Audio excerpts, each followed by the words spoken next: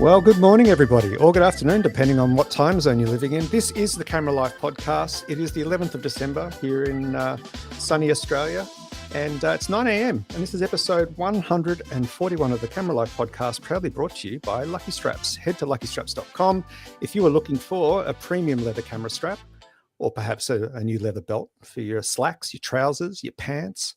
Or we also sell merch like hoodies and tees. Show them the tee, Jay. There you go. So, head to luckystraps.com. But anyway, enough about ad reads. Welcome back to the Camera Life podcast. Today, we are joined by a special guest all the way from Orange County in California, Southern California, I believe. We're joined by Nick Carver. G'day, Nick. How are you, mate? I'm great. How you guys doing? Yeah, I'm doing all right. That was about the most Australian Ocker intro I could do. G'day, mate. Well, I just want to make it abundantly clear. It is not 9 a.m. where I am. I just want people to know that because they may see me do this now and then. And I'm not that much of an alcoholic. What time is it there? 2 p.m. So 2 p.m. Not quite 5 p.m. But it's a podcast, My mum, special occasion, so I can... Well, it is a special occasion, and it calms the nerves. And my mum always says, it's 5 p.m. somewhere in the world. Exactly. So, that's right. Let's just lean into that. Now, of course, Nick, you're a professional commercial photographer, but you also are an educator, a photography educator, predominantly around film photography, medium, large format as your specialties too. And you're an educator and content creator. You've got a huge catalogue of videos on YouTube dating back to... What was the first one? The ISO one, which we're going to dig into a little bit later. Oh, God, that was yes, several times. That was we did. You know why? Because I don't know if it's an Australian thing or what, but we all say ISO. Like what? Everybody. We don't say. So everybody does. Because is it common in the States for people to say ISO or ISO? Far fewer people say ISO than ISO, and like people that have been doing it for 50 years. I mean, they say ISO because no one cares, nor should they care, to actually like look this up if you're a working professional. I just happen to be one of those types of people where it's like I just get obsessive of like, well, some people are saying it ISO, some people are saying ISO, what is it? And then so I end up looking at it, and then I feel the need to lecture everybody else on how it's said. So I love that is. So have any videos been removed from your channel or anything, or was that was video number one? That was video number one, I believe, which I think was 11 years ago. Yeah, now you look back then, you look as young as Justin does now. You know, it's sad. I'm older too. I've aged a bit, and my style has evolved a bit too. I was going down some experimental paths, let's call it, on my my wardrobe. And I think I've settled on start somewhere. Yeah, that's the thing. It was the ingredients, it was the makings of something that became me, but it was just like not fully baked yet. So yeah, a little rough if you go back all the way on my YouTube channel. No, we did a bit of digging. We did. But before we dive further into that, and before we just say hello to everyone in the chat, can you just give us the quick version of who you are, who you think you are, and what you shoot and what you're known for? Yeah. So I'm a working photographer as an architectural photographer. So as I always say, I call it architectural because it sounds better than real estate, but I'm really a real estate photographer. It's just commercial properties, so office buildings and industrial buildings. A lot of industrial buildings these days. But I go and photograph these big properties that they sell for millions of dollars or or hundreds of millions of dollars. And my photos go into the brochures that sell those things. And that's kind of half my life is that professional work. And then the other half is everything that kind of revolves around YouTube. YouTube's kind of the nucleus of that whole solar system. I know I'm mixing metaphors here, but you get what I'm saying. But I have online courses that I have students all over the world taking those, and YouTube feeds students to those courses. So it's all kind of rooted in the YouTube stuff. I've been doing YouTube for quite a while now. So like we said, about 12 years, 11 years, something like that. And the professional side of my work is all digital photography. So I use Canon equipment, modern digital cameras, all that kind of stuff. Never get to use film on that. But I really love shooting film. That's really what I care about. So I do all my YouTube stuff, and courses are largely centered around large format cameras, medium format cameras, that kind of thing. So yeah. That's Great. me. It's you Nice, in a thank nutshell. you. I want to ask about later on. I'll ask about your commercial work a bit because I couldn't find a ton of info about that floating around on the internet. So I'm really interested in how that how that come about, how that business works, and that sort of thing. But do you mind if we quickly say hi to a few people in the chat and just see what's up in the live chat? Please do. Because always first, Philip Johnson says morning all and g'day Nick. He's always first every show. It's amazing. Yeah. Oh, that's cool. David Mascaro is here from San Francisco. Lucinda, what's up? Paul, good to see you. LTK, Thank you, my Wookie, friend. Down South Photo Show. Great to see Nick back in Aussie screens. Lovely guy, super talented. Looking forward to the chat. These guys, you did a podcast with them maybe a year ago or something, I think. Yeah, they're great. They're Brendan great and guys. Cam. Yeah, Send me one of their books too, which is amazing. It was wow, nice. Yeah, they beautiful, big book. Very, very nice. Yeah. Well, we're glad that you agreed to come back on another Australian podcast. We did try to entice an international guest recently to come and join us, quite a renowned UK photographer, and unfortunately he declined, saying, "I've already done a podcast in Australia. I'm good, thanks." Yeah. So I feel like he thought he'd already spoken to all 27 of us. So is he only like, I don't know how many countries there are in the world, or maybe he's doing continents. Like, is He he might only just do going to do continents, 7 podcasts? It's like a 7 bucket whole life? list. Yeah. And Like then he's like covered. Yeah, I've done a Europe podcast. No thanks. Yeah. I'm good. I've done a North America podcast. I'll pass. That's what it felt like. Wow. It might have been his polite way of saying you guys don't look very good or professional. So we take it as, you know. It could have been that. Yeah. It could have been It that. could have been the quality of my invitation. Who knows? Yeah. Who else is in the chat? Lisa Leach, good to see you. Hey, Lisa. Hope you're recovering well too.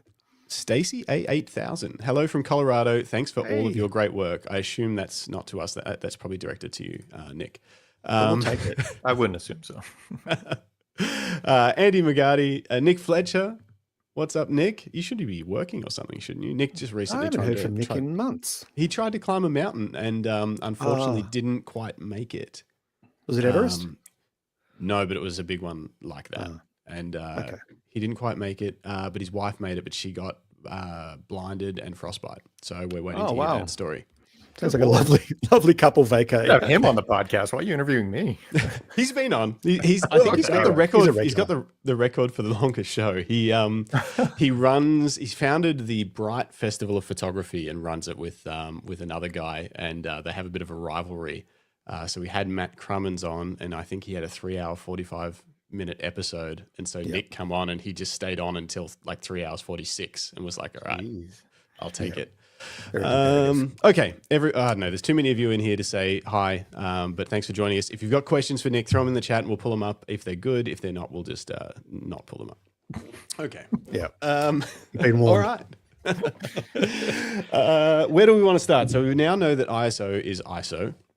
And it's Greek.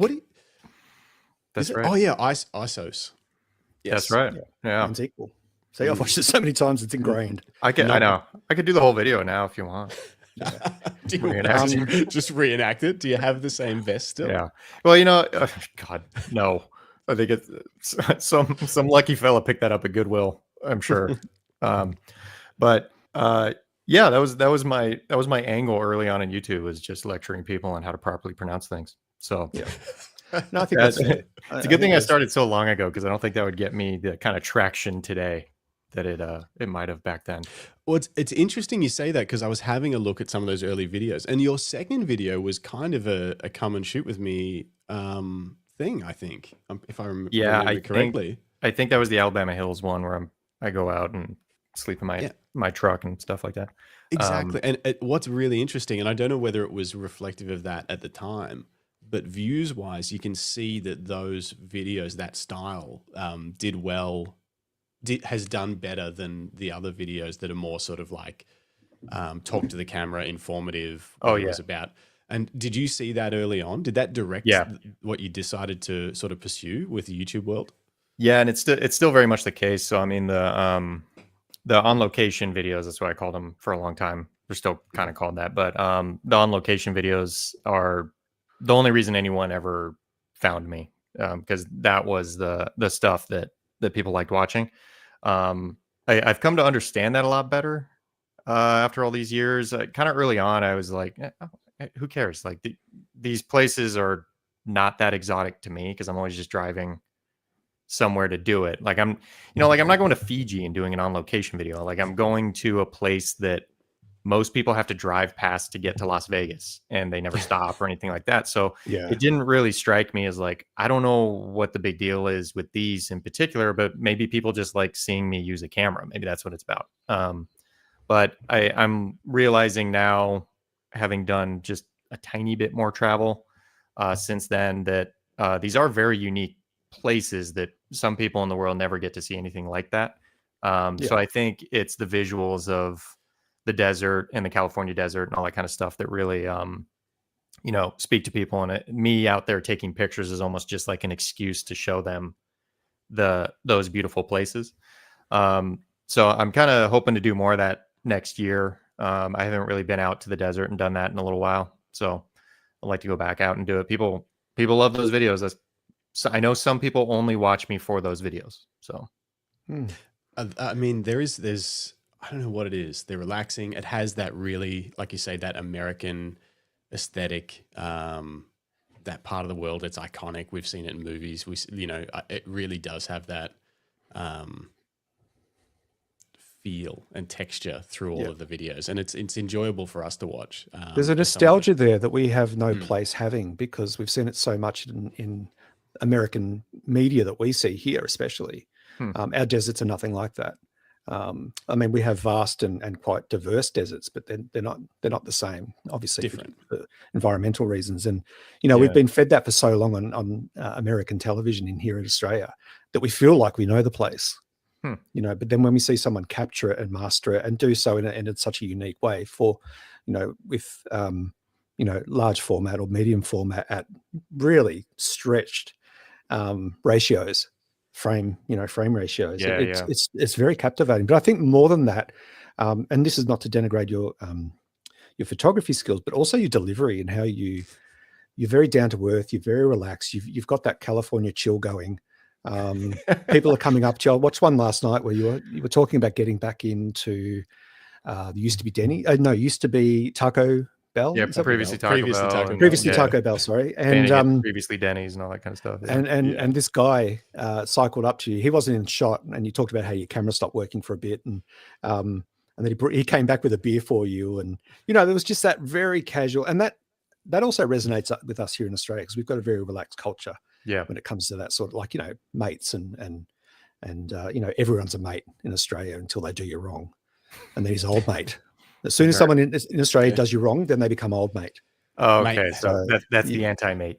There's two. Well, you can even mate can be gay mate, or mate can be pretty aggressive, like be a little hostile.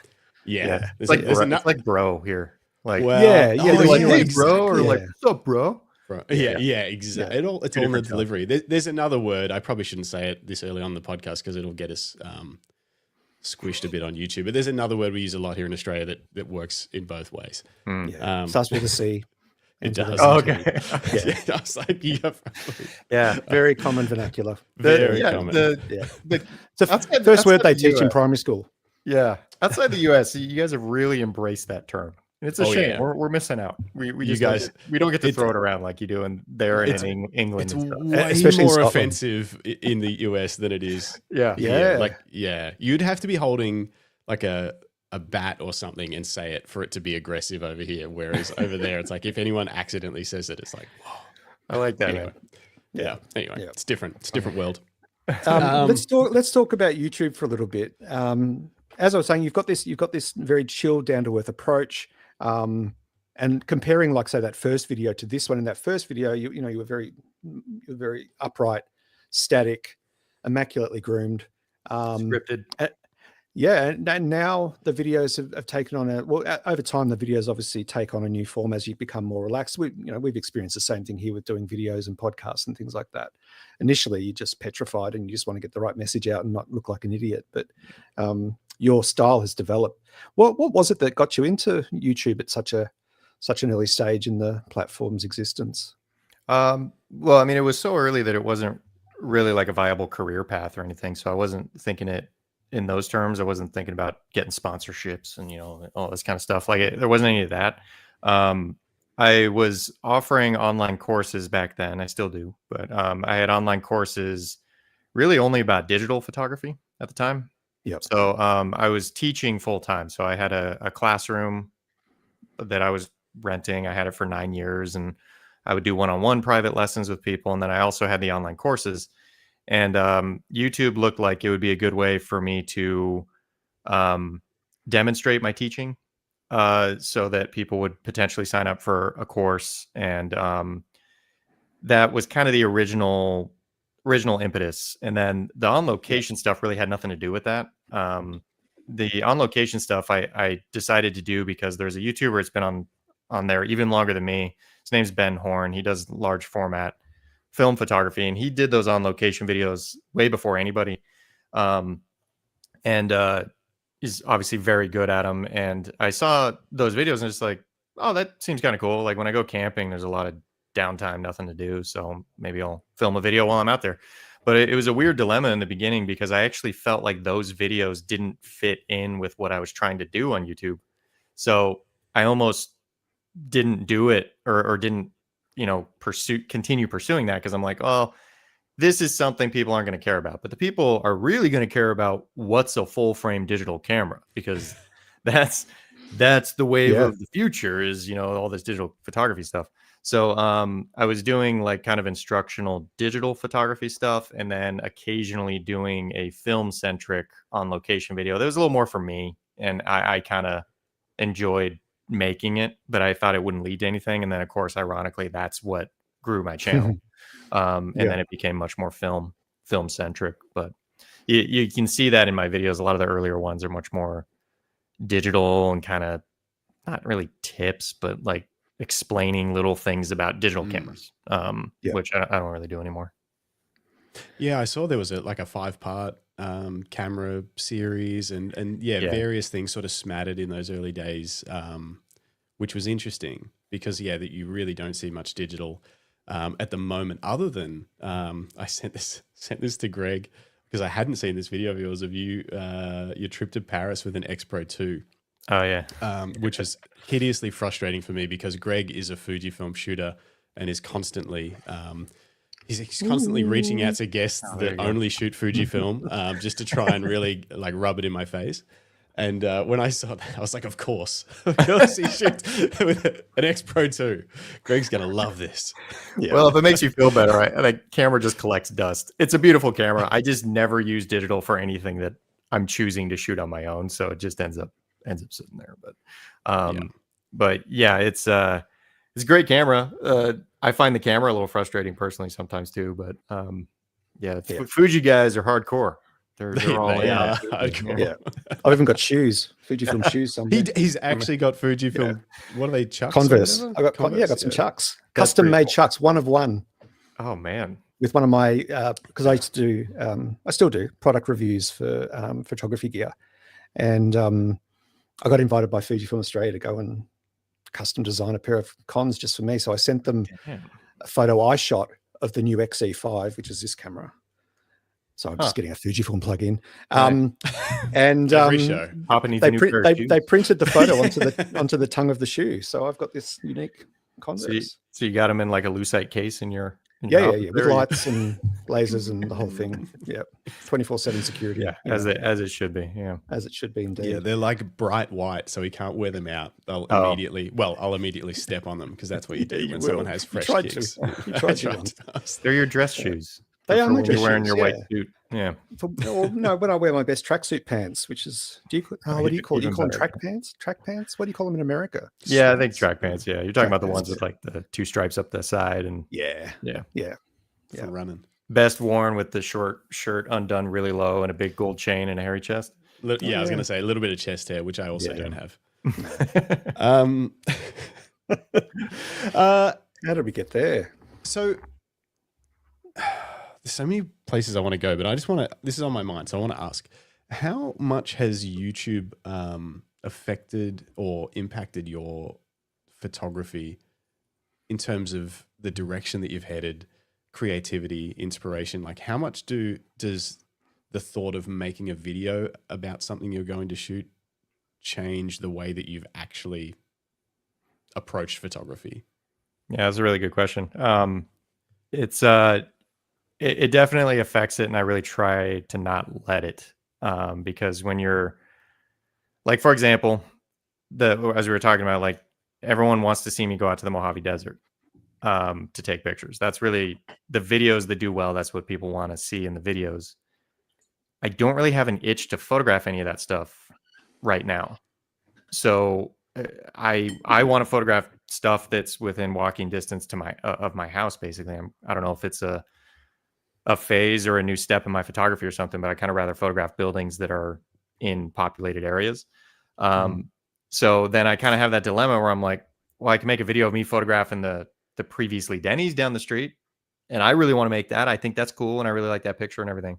But I know that's not as much what people want to see. So sometimes I have to do kind of a compromise where I'm like, okay, we'll go out to the desert to take pictures mainly for the video, but let's see if we can find something worth shooting, but when I want to do pictures locally, should I make a video or shouldn't I? Because I know it's not going to get the same traction as the desert thing. So it's kind of a weird thing to try and balance, because I ultimately want to be a photographer, not a YouTuber when you get right down to it. But no one gives a crap about the photos if I don't make a YouTube video about it. So it ends up being this kind of weird thing where I have to make a YouTube video about it if I want the picture to carry any weight with people. So it's an interesting observation, isn't it? Yeah, it's frustrating, but I mean, I've made peace with it. It's better than the alternative, which is you have no avenue to make your photos carry weight with anybody. I sell prints now. I didn't before YouTube. I wouldn't if I didn't have a YouTube. And I really loved making prints. So I mean, it's like if that's the end I want to reach, then this is the means to that end. It has to be done. So it can be a little frustrating because you feel like you're maybe having to do things you don't want to do sometimes, but it's like, oh, you don't want to go out to the desert and take pictures? Poor thing. So it's like, I try to keep myself on the positive end of that, where it's like, yeah, but you're super lucky that anyone gives a crap about your photos, no matter how they're seeing them. And YouTube has been a huge blessing, I guess you could say, in that respect. So yeah. I think it is difficult because, like you say, these days there's so much work out there, and to get people to care about your images, even if they are great images, can be difficult. And to get someone to buy a print, prints are expensive. It takes a lot of care to make them. Then you've got to hang them. It's a decent undertaking for someone to part with their money to purchase a print off a photographer. And I don't think it's easy to do. I think it's something that people have success with, but they put a lot of work in to make it happen. The people we've had on the podcast that sell prints, most of them have, to be successful, have had to open a physical gallery, and that's a whole nother that's another lot of difficulties. Full-time business venture on its own. And everyone, all of them have said how difficult that is in running that business. Very much. But so I think, it is. It's difficult because on one hand, it would be great if you could just make images and people would just want to buy them and not have to have a video attached to it or whatever. But also, there's so much more meaning for that person because they know what was involved in creating that print. Yeah. In that image. And there's kind of two ways to look at it, which is like, ultimately people are supporting me, not my photos, ultimately, when you get right down to it, because they're buying. I don't sell prints to anybody who isn't a YouTube fan. Those are my only customers. So they're buying it, maybe not even because it's their favorite photo, but because they know me. They feel like we're friends. There's a connection there. There's a community that maybe I don't get to have the luxury of that with them, but they feel that with me. So they're ultimately supporting me because they like me. And the two ways to look at that is you could be like, well, yeah, but I want it to be about the photos. Like I want it to be about the work. And it's like, well, yeah, but don't you want people to support you? too. So it's kind of like, maybe it's okay if it's not like their favorite photo, but they like me enough to actually hang something of mine on the wall. Yeah. Is it like when like gaming? We're a big gaming household here, and my kids watch a lot of gaming YouTube, and they're constantly hassling. Well, my youngest is constantly hassling me to buy merch. It'll be like some cheap, shitty soft toy, or it'll be a cheap desk mat with printing on it, a mouse pad. But for you, it's actually prints. That's your merch. Yeah, and I would like it to be books. So I really, really, really want to do a book, and I know a lot of people do books, and I think that's maybe the best way to consume photography, truthfully. Wall art is great, and I love the satisfaction of seeing a big old print on the wall, but a book is way more accessible to people, and you can tell kind of a more thorough story by combining photos and all that kind of stuff. But I haven't done a book yet, and a lot of people have asked about it because I just don't feel like I have enough for a book yet. And I see photography books sometimes where I flip through it and it's like, dude, this is half baked. You should have kept going a little more and then do a book. Like I feel like people sometimes do books too soon. And they don't really have a really well developed portfolio yet or idea yet for that book. And no shade on them. I mean, if they want to invest the money on that and it's enjoyable to them, then that's a good reason to do it. But I personally would like to one day put a book out where it's like, this was very thorough, like years of taking pictures on a very defined topic. Like the whole previously Taco Bell thing, my dream is to have a very well done book of the pictures from that at some point. But I take so few photos, it's going to be years before I have enough to where I feel like that's worthy of a book. Because like you're saying with the artwork, I feel like a good photo book, if you're asking someone to buy this big, beautiful book and keep it on their coffee table, like keep it out in your life every day, like you better earn that. You better make it a damn good book that you've dedicated tons of time to have that kind of honor, I guess you could say, as weird as it sounds, of having your work on someone's table.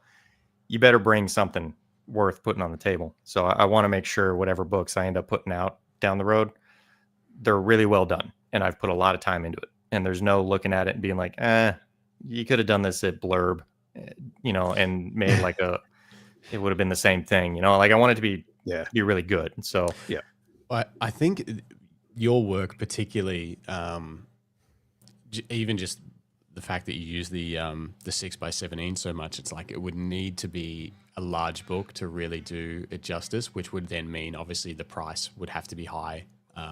It wouldn't translate well to a smaller book, I wouldn't imagine. I can see why you would like, all right, if people are going to invest whatever this is going to need to cost, it needs to be perfect, but it's probably never done, never perfect, but that's what I try I try and remind myself of that too. Like there's never going to be like okay, let's do it. I do feel like I need a little more than I have right now. It's one of my biggest challenges as a photographer is I just don't take that many photos, and it's weird to say as a working photographer, but that's often what happens when you make a profession out of your passion. Is you end up all that energy gets sucked up into the client stuff. And then, you get a day off. It's like, I don't want to go out and take pictures. I want to sit around and watch Netflix, I feel that. We talk about that a bit. I did a decade as a wedding photographer. And in the busiest years of that, particularly in the summer season, it was just the last thing that I wanted to do was even pick up a camera, even it's a real shame. Cool, I see that with everybody. I mean, every photographer I know that's like a consistently working photographer, they don't really have any personal work anymore. They just don't pursue anything if they're busy. Some of them don't even really end up shooting their own client work much anymore. They delegate that to a secondary shooter, and then it's like, you're barely a photographer. I know you're a business person, but you've kind of turned your passion into something that's so business that it kind of took the passion out of it. But that's where the YouTube thing is I'm very lucky with that, because that does keep the passion side of it going for me, because I have a reason to pursue the passion stuff that not only feels responsible financially, like I'm putting work into something that is going to pay the bills, so I don't need to feel guilty about going out on a Friday night to take pictures just for me. I can do something that does have a little bit of a return on investment. That makes it a little easier for me to get motivated to do it. But also the community around the film photography community is it's just awesome. I don't know the right words for it other than they're very enthusiastic about film photography. They're very supportive. YouTube is just a cesspool of people tearing other people down, but I don't see that nearly as much on the film photography community. And I think it's because it's generally people who are into a slower process, so they tend to be a little more chill people. But also there's not this like race to who's got the better gear and who's got the more megapixels and all this kind of stuff. So it doesn't really have those undertones of competition. But just being a part of the analog photography community through YouTube really helps keep the passion on my personal projects, which is I'm very lucky for that. It's an interesting point you raise, Nick, because what we do here on the podcast is very much a work of passion for Justin and I, and Jim, who's often joins us, but he's busy at the moment. No, he's recovering. That's right, he's recovering. Surgery, and we don't find any of that undertone of nastiness in our community, because we are very community focused. Justin jokes about we only do live stuff because he's a lazy video editor. But the reality is that we do this that is true. But he's lazy at most things, really. But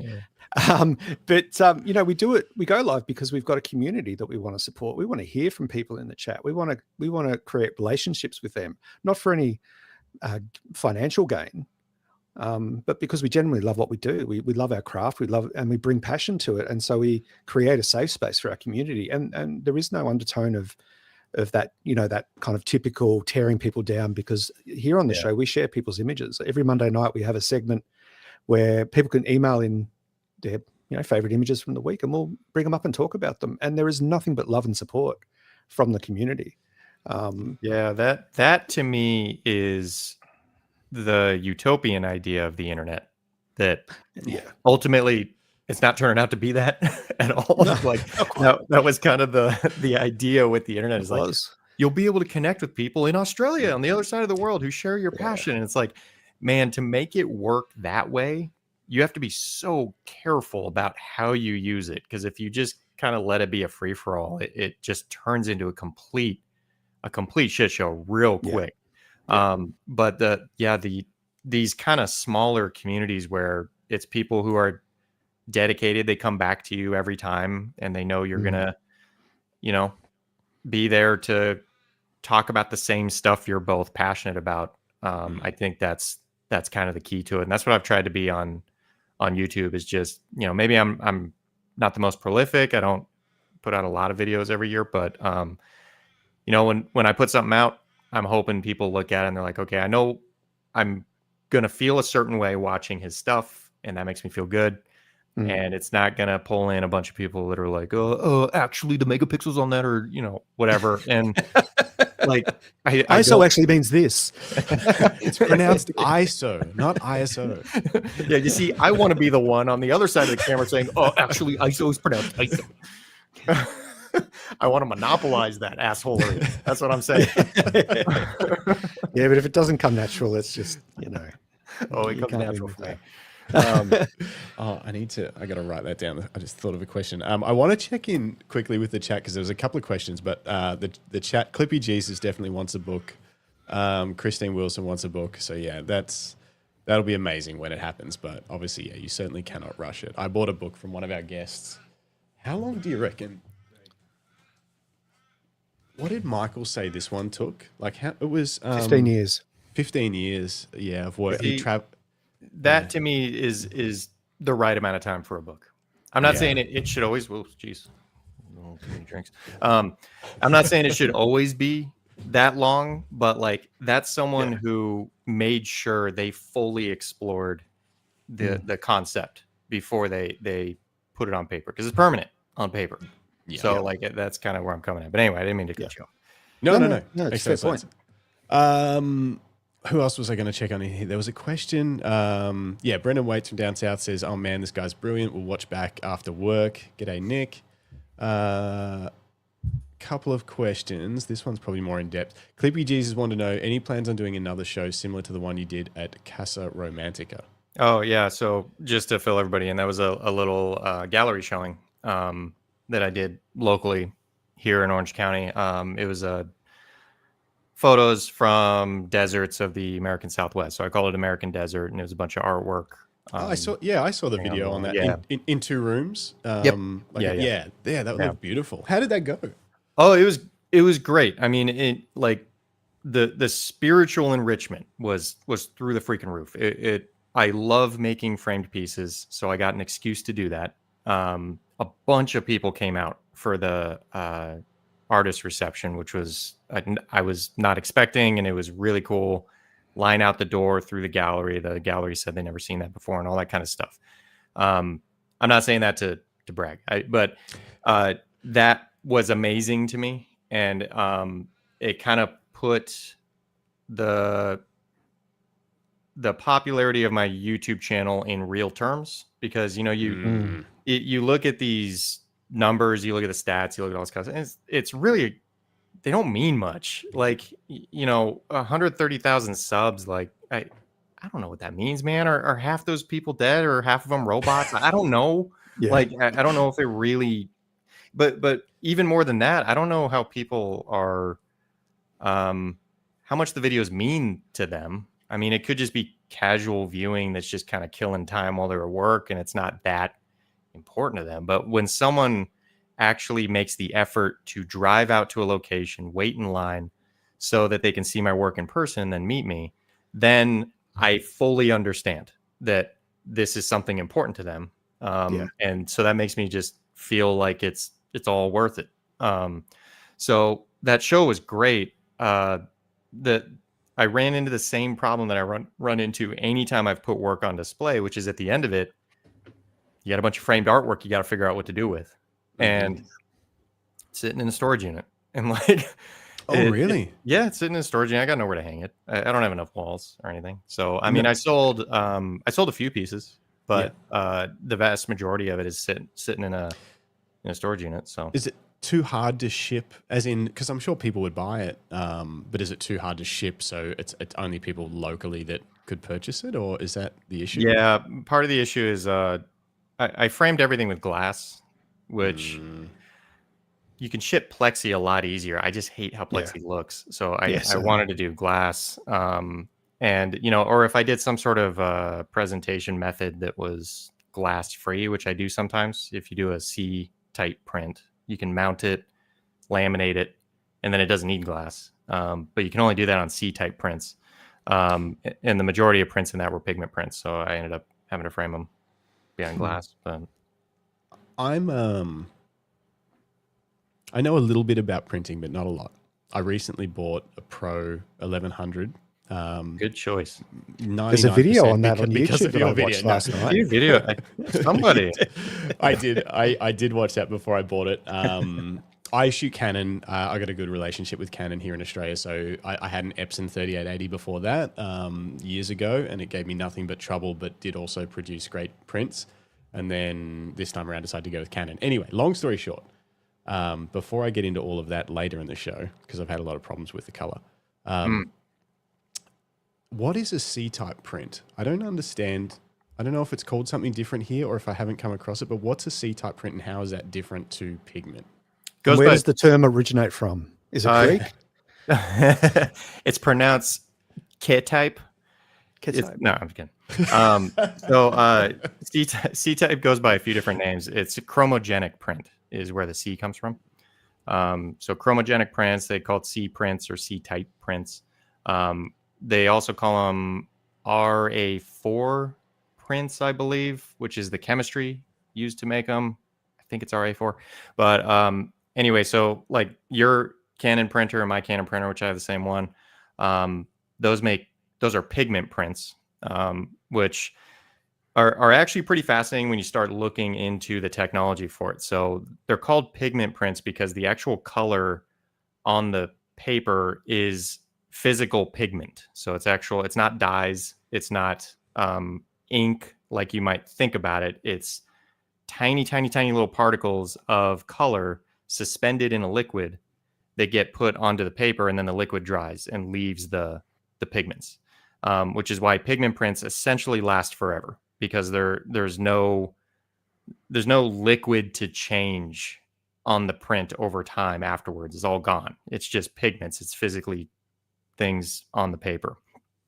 So that uses tiny droplets of ink on the paper to create the illusion of all the colors. Now I say illusion because there's really only 4 colors on the printer. On the Pro 1100, there's a couple more. They have a blue and a red. But there's really 4 colors that make up pigment prints: cyan, magenta, yellow, and black. So the way it creates the illusion of every color in the rainbow, every color in your super colorful photo, is it's just overlaying the droplets in the right amount. They don't blend together. It's the droplets. This is called dithering. And you can actually break out a magnifying glass on a pigment print, even from like a Canon, and you'll see the individual droplets, which is kind of crazy. Really? Yeah. So if you get if you have a loop around from an old light table or something like that, you'll see the droplets. And if you look at a lower end printer and do the same thing, the droplets are slightly bigger and more spread out, and that's what makes it a lower quality printer. So it's a bunch of tiny droplets. The only reason it looks like continuous color to us is because our eyes blend it together into a single tone. When you overlay yellow and cyan, you get green, I think, in that sense. But anyway, so that's pigment prints. Now, chromogenic prints, C prints, are completely different. They don't use ink at all. They use light to create the image. And it's a lot like an inkjet printer in that there's a head that goes back and forth, putting the image down on paper. But instead of shooting out droplets of ink, it's shooting out LED light. And so it'll adjust the LEDs to get exactly the color you want on that pinpoint of paper. And then it will expose the paper to this LED light. So the paper, of course, has to be photosensitive. So it's like darkroom paper. That's what I was going to ask. Yeah. Okay, so it's more like a darkroom print. Exactly. So then at the end of it, it goes through chemicals. So it goes through developer and stop bath and all that kind of stuff. And what comes out is an actual photographic print that was made with light on a photosensitive paper. So it's a much more complex process because you obviously need the chemistry. There's silver halides that get washed off that you have to dispose of. So at high-end labs, they have to do that environmentally, in an environmental way that, they're reusing it or something like that. The machines are generally a lot bigger. The paper has to be kept in complete darkness until it's time to expose it. So, and they don't last nearly as long. So they fade. And that's because, they're made with light. So even when they're done being developed, as they're exposed to light throughout the rest of its life, it continues to change slightly. Now, of course, they try and inhibit that in the chemistry and in the paper and all this kind of stuff. And they'll say like this paper will resist 80 years before noticeable fading in typical home display. From what I understand, the manufacturers grossly overestimate those. So like a print from Fuji, let's say, they make these papers. But let's say they have it rated for 80 years in typical home display. It'll probably fade in 30. Or it'll shift color in 30. Whether it's enough to notice, who knows? But I have a bunch of C prints that are hanging in my dad's office from way back when I was kind of a budding photographer. And they're under fluorescent lighting of a typical office. Some of them are very noticeably faded. Like the colors have shifted completely. And they're only like 15 years old, 18 years old, something like that. Right. But a lot of them look fine. But all this is to get to the reason I would do C-type prints sometimes, because I'm probably making it sound like there's very few benefits to it. I kind of like the idea of it being made with light. I think that's kind of cool sometimes. But also, cool. Because it's not ink resting on the top of paper, you can do more with the surface. So like you can mount it to plexiglass face first, so it's behind plexiglass and you're looking at it. You've seen those before, I'm sure. Like they usually float mount it away from the wall. We call them acrylic prints. Oh yeah, okay. Here is the common term for them, and they're very common. I wouldn't have thought they would. So can you not do that with inkjet? It would. You can, and I have, but they failed. So, because if you think about it, you're adhering to the ink absorption layer on the paper, which depending on how much ink is in that ink absorption layer, that could change how the adhesive goes to it. So like I had a big one where I intended to do a C print for this other gallery showing I was doing, and I was face mount plexing it, so face mount acrylic, and their machine broke. They couldn't give me a C type, so they're like, we made you an inkjet, it's glossy, we'll mount it. That thing was in the window of the gallery for like a month and it failed. So like it started to separate and got all the so it was pulling the ink off the paper. Yeah, or maybe the ink absorption layer. I'm not quite sure. But I think the fact that it's ink soaked into something is just changing how it can adhere to the acrylic. But the C prints, they're like a traditional darkroom print in that all of the ink, all the image layers, the color layers, they're under a protective top layer.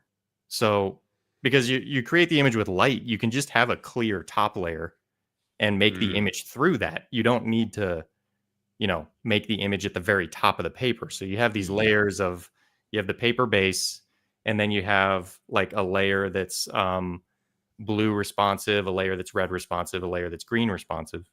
And then just like film, so it's the same as film. And then those different layers react to the color of the LED, so on and so on. And then it creates the image, but that's all happening under this top protective layer. And what's really cool about that is that means C prints you can actually display with nothing in front of them.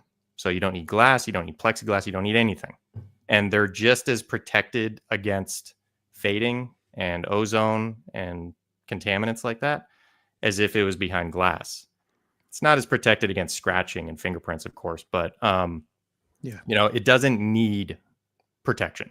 Pigment prints need protection to meet the archival standards, they say. So like, because things like ozone in the air will deteriorate pigment prints. So those have to be protected. So all of this is my typical Nick Carver, insanely long-winded way to say C prints I like sometimes because I can frame them with no glass, no plexiglass, no nothing. They just have a laminate over the top. And it's almost like a painting in that sense, where you'll see like a canvas painting and there's nothing in front of it.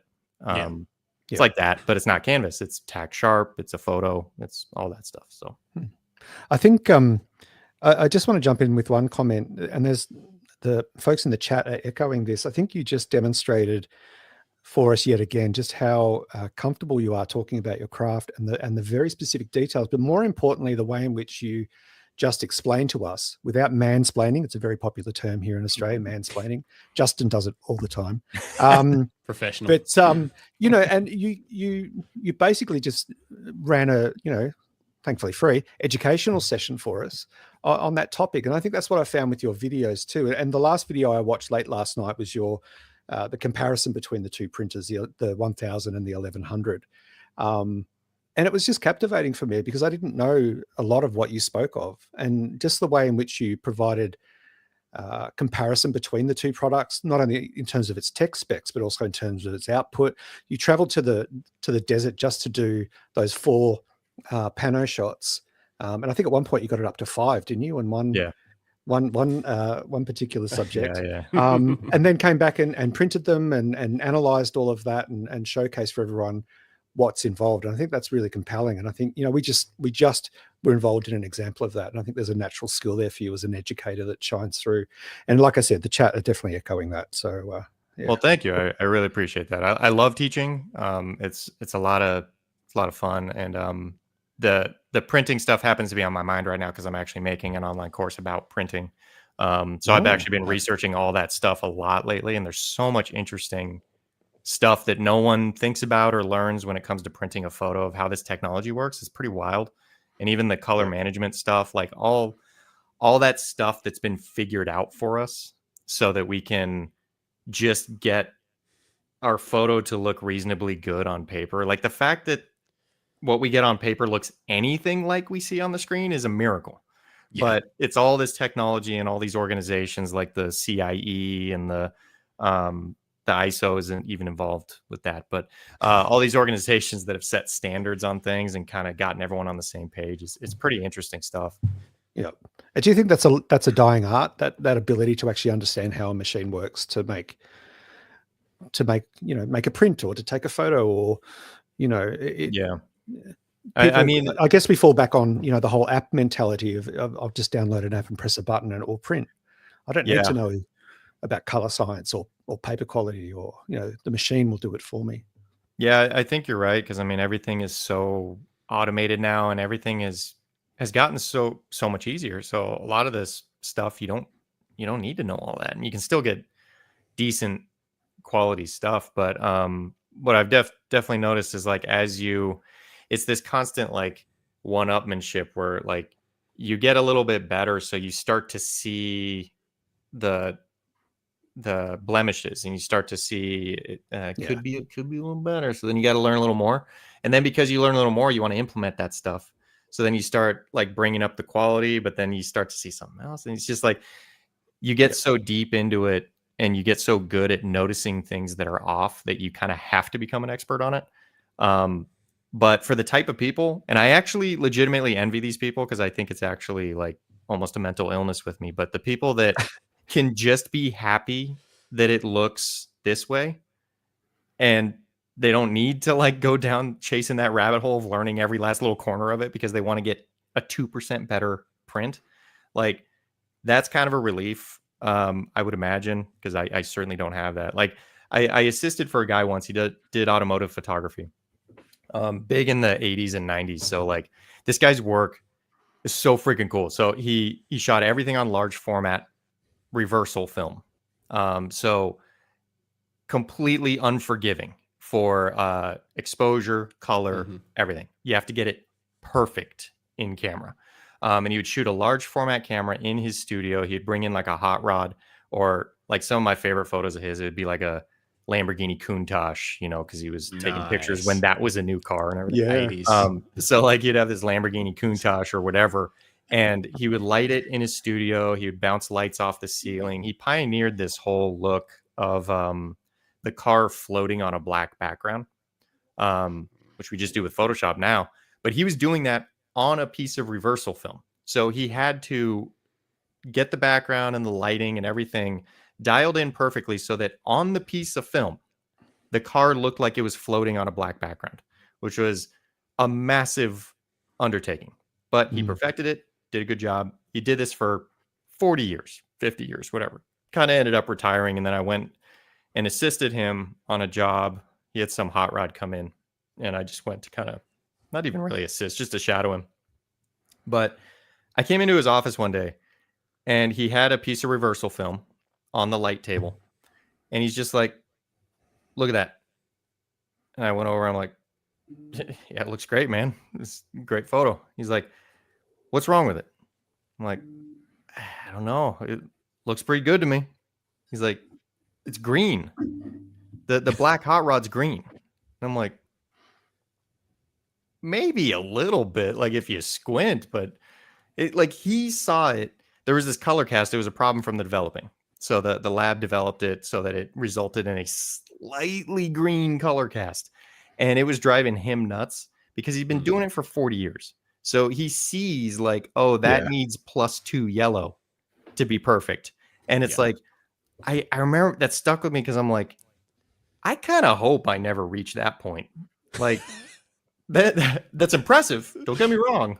And that's who you want shooting your multi-million-dollar car. But my God, I can't imagine that life where you're going around and it's like, okay, that needs +2 red. That means -1% yellow. It's like, oh, that's a level. That's an attention to detail that's even a bit much for me. But it's kind of unavoidable if you keep going down the path of learning more and more and more. And then eventually just every little color cast drives you nuts. But I was going to say, I wonder if he's watched any of your videos and gone, geez, this guy's look at him. He's obsessing over this. Yeah, I'm the insane one in his eyes. Yeah. Man, it's fine. Like it's just a Taco Bell. I call it ISO. Who cares? Yeah, exactly. All right. I am keeping an eye on the chat, guys. So if you have questions, throw them in there. We'll get to them eventually. I want to stay on printing for a little bit because it's self-serving. That's what I'm interested in at the moment. Self-serving for me too, because that's what I'm researching. That's all fresh in my brain right now. Awesome. Rodney Nicholson says back in the 80s, Kodak would tell us 100 years. So obviously that was a lie, I guess. Rodney's been on the show. He's been a photographer for over 5 decades. So yeah, he's seen it all. David Skinner wants to know, does anyone know if my Epson P800 is a pigment printer? I would be positive it is. Yeah. Just to clarify that, inkjet prints are pigment prints. By and large, there are some dye-based inkjet printers, but any photo printer you'd buy is a pigment printer. Because it uses pigments in the inks instead of dyes. It just sounds way better to say pigment print than an inkjet print. So like sounds more expensive. Yeah, when I'm selling you a limited edition pigment print, you feel like you're buying something good. But if I said you're buying a limited edition inkjet print, they're like, "Oh, I have an inkjet printer." So it's a way to sound like the print is a lot better than it actually is. But I love that. I'm writing that down. Pigment print.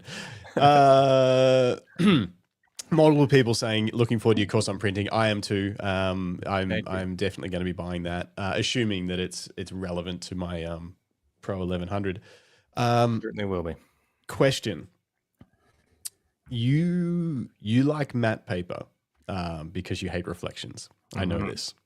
I don't like matte paper because of all the reasons that you said, which is it doesn't look saturated, it doesn't look bold and contrasty and stuff like that. Yes. Now, first question. Do I pronounce the paper that I love Barita or Barita, or does it not matter? I believe it's Barita. Barita. Okay. And the reason I'm fairly confident of that is I met with the Ilford guys in the paper division, and they seem to pronounce it that way. Okay. Yeah. Have you used, I know you get paid the big bucks by Ilford now, so you probably can't even talk about this brand, but have you ever used... I get paid the big paper. They just send me free paper. Hey, which that's like a salary. That's like a salary on its own. Hey man, it's getting expensive. Paper ain't now. Free. Yeah. I ordered yesterday, and it's not in stock. And I'm constantly having trouble getting it. But Canson Barita, not the Prestige. I've got some of the Prestige, but their regular one, the Canson Barita 2, whatever it is. Not the matte. It looks more glossy. Looking to see if I had it. Have you used that? It's Barita, but a little bit glossier. Well, it's called Canson Barita 2. They had one. I used that for years while we were doing weddings. It was the only paper that had this balance between it looking kind of not glossy or even luster or whatever, but it still had the contrast and saturation that made my photos look the way that I thought they should look when they printed out. Okay. Note that one down. Canson Barita 2. Yeah, and they have Barita Prestige, which is better, but it's more expensive. Okay. Barita 2. Yeah. Sorry, I was just going to say Barita really strikes that balance exactly what you're talking about, of like pictures got a lot more punch, but it's not that crazy wet shiny. Yeah. What do you know if Ilford have something along that? Like, have you experimented with their range of that style of paper? A few of them. Yeah. Yeah. Is there any that you like? Yeah. The pull up there. I got the little sample. thing. These ones I marked down. Yeah, like their gold fiber rag is probably right on par with that. I don't know if it's a Baryta. So Ilford's kind of funny. I actually asked the guys about this because it was actually a little frustrating to me. Their product line is pretty confusing. Yeah. They like the terminology they use is there's a lot of overlap and it's confusing. It's really not crystal clear what you're buying. And I've made as much a stink about that as I'm willing to, but I don't know that they're going to change anything. But they were telling me a lot of it is based on the fact that in Japan, they're very strict about what terminology is used. And if it's not technically this thing, they won't use that term. So like pearl, for instance, is a very specific term that means a specific thing about the paper. But to me, pearl just means, like a luster finish. So, Yeah. or like an iridescent base, like Kodak's pearl paper. But they have like very specific terminology. So they're like unwilling to veer off of that. So a lot of their papers, they won't straight up say Baryta. And it might not be Baryta. It might be a Baryta-like type paper. Their website's really good though. Like if you just Google the paper, the first link will probably be to Ilford's page about it. And they have all the specs written out on like what the finish is and all that kind of stuff. But like gold fiber rag, I don't know how much the sheen will actually show on the video here, but it's like a little bit of sheen. Yeah, it's not terrible. A little bit of reflection there, but it's not terrible. Tiny it's not bit distracting. of texture. Yeah, it's not distracting. I like that one a lot. The one I've done recently, in fact, in my last video, I did a couple prints on it, was Fine Art Smooth Pearl. This is, again, their terminology drives me nuts because they have a smooth pearl, which is a completely different paper, looks completely different. And then they have a Fine Art Smooth Pearl, which is more like a Baryta. The terminology is so confusing that I asked them, "Hey, can you send me some Fine Art Smooth Pearl for free?" And they sent me Smooth Pearl because they got it wrong. Yeah, their own terminology. They can't really get it right. But that one's pretty cool. It's a little more dull, but it's got a little bit of sheen to it, almost like a kind of pearlescent base even. But yeah, I'm kind of leaning more towards that genre of paper, I guess you could say, is the Barytas, because if you can get one with just the right amount of sheen where it's not distracting, it's pretty nice. And the main thing I like about them is, or I should say that the main thing I hate about glossy is the gloss differential you can get on them. So that's an actual term they use in the printing world, but gloss differential is where, the paper has a certain gloss level to it, but the ink itself has a certain gloss level to it.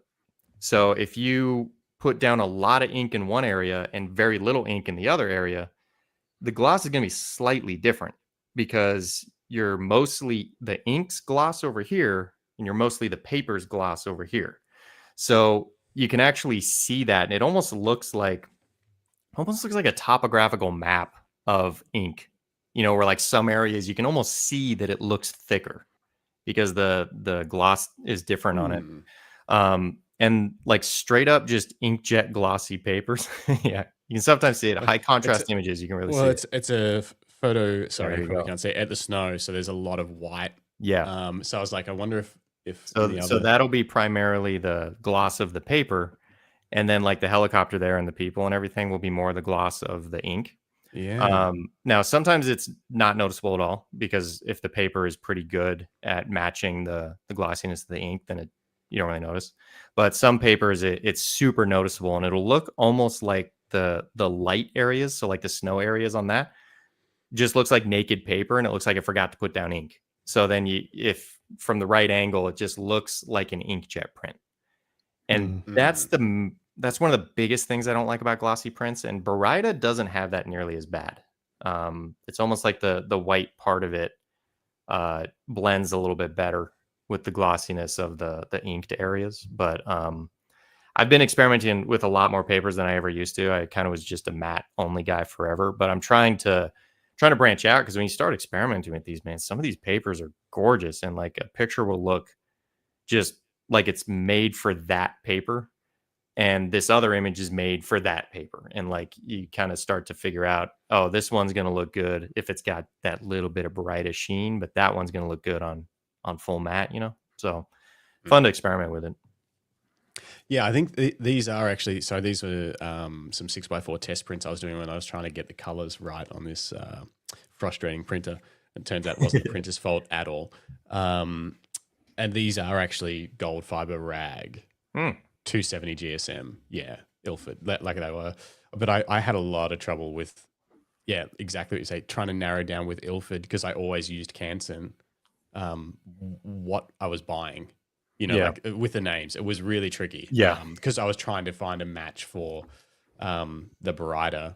Yeah, like the equivalent. The equivalent thing. Yeah. And I think when we did that originally, we ordered 6 papers and none of them were anything like what we thought we were getting. Yeah. And one was almost really glossy. I think it might have been one of those pearls, but like a smooth pearl or something like that. Yeah. And it was really glossy. It's basically like a luster. Yeah, I know. Some of the pearls are like full-blown gloss. I know.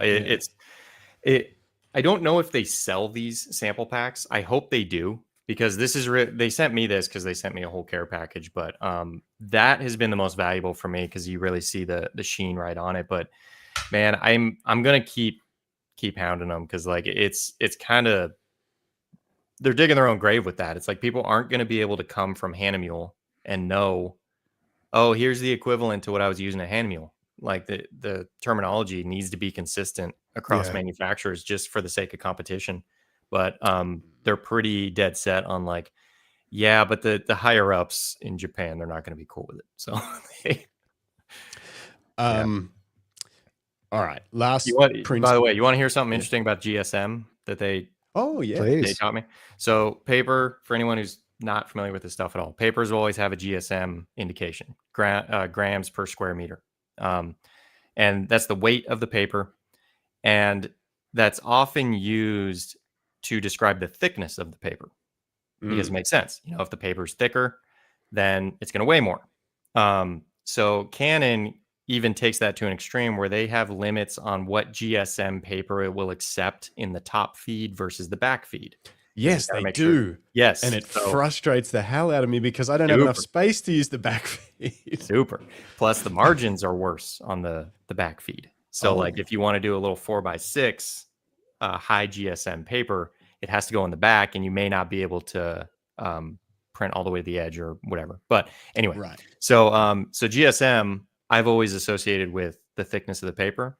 But what the guys at Ilford pointed out is like, well, there's other things that factor into weight of a paper, how loosely packed the fibers are, for instance. So like some papers, they'll actually be thicker, but they weigh less because it's a looser binding of the fibers. And then not only that, there's fine art papers, and then there's oh my God, I can't believe I'm spacing on I just did a whole freaking lesson on this. There's papers that have a coating. So they have the plastic coating. And those would be like your lusters, your glossies, your like photo papers. So they call them photo papers versus fine art papers. Now, make no mistake, they all have a coating. Even fine art papers have a coating. But the photo papers have like an actual plastic coating. So it's made of polyethylene. And plastic is pretty heavy. So you can have a plastic coated paper, which is thinner, but it weighs a lot more than the fine art paper. So the fine art paper, so it gets kind of weird because you'll compare two papers and it's like, okay, this one's 300 GSM, this one's 200 GSM, but the 200 GSM's thicker. And it's because the 300 GSM has a heavier coating on it, or it's more tightly packed fibers on the inside. And so it almost doesn't even equate to thickness. And yet we all use GSM to describe thickness. Thickness is really measured in microns. And like, do they advertise thickness at all? Does anyone advertise thickness? But it's buried. So they know no one's really looking at that. So like Ilford, you can go to their website and every paper, it'll have the GSM and the microns. Right. And then you can actually compare the literal thickness. But That's why some papers you'll pick up, it's like, oh, there's a 308 GSM. This is going to feel like hefty, like cardstock. And you pick it up and it's totally flimsy. It's because it's got really tightly packed fibers and or a heavier coating on the front.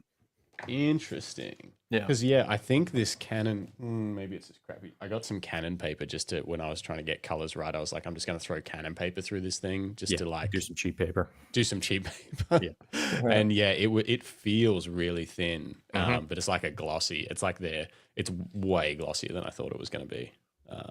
Whatever it's called. It's like their fancy one that has the holographic packaging that's all nice, like the premium something.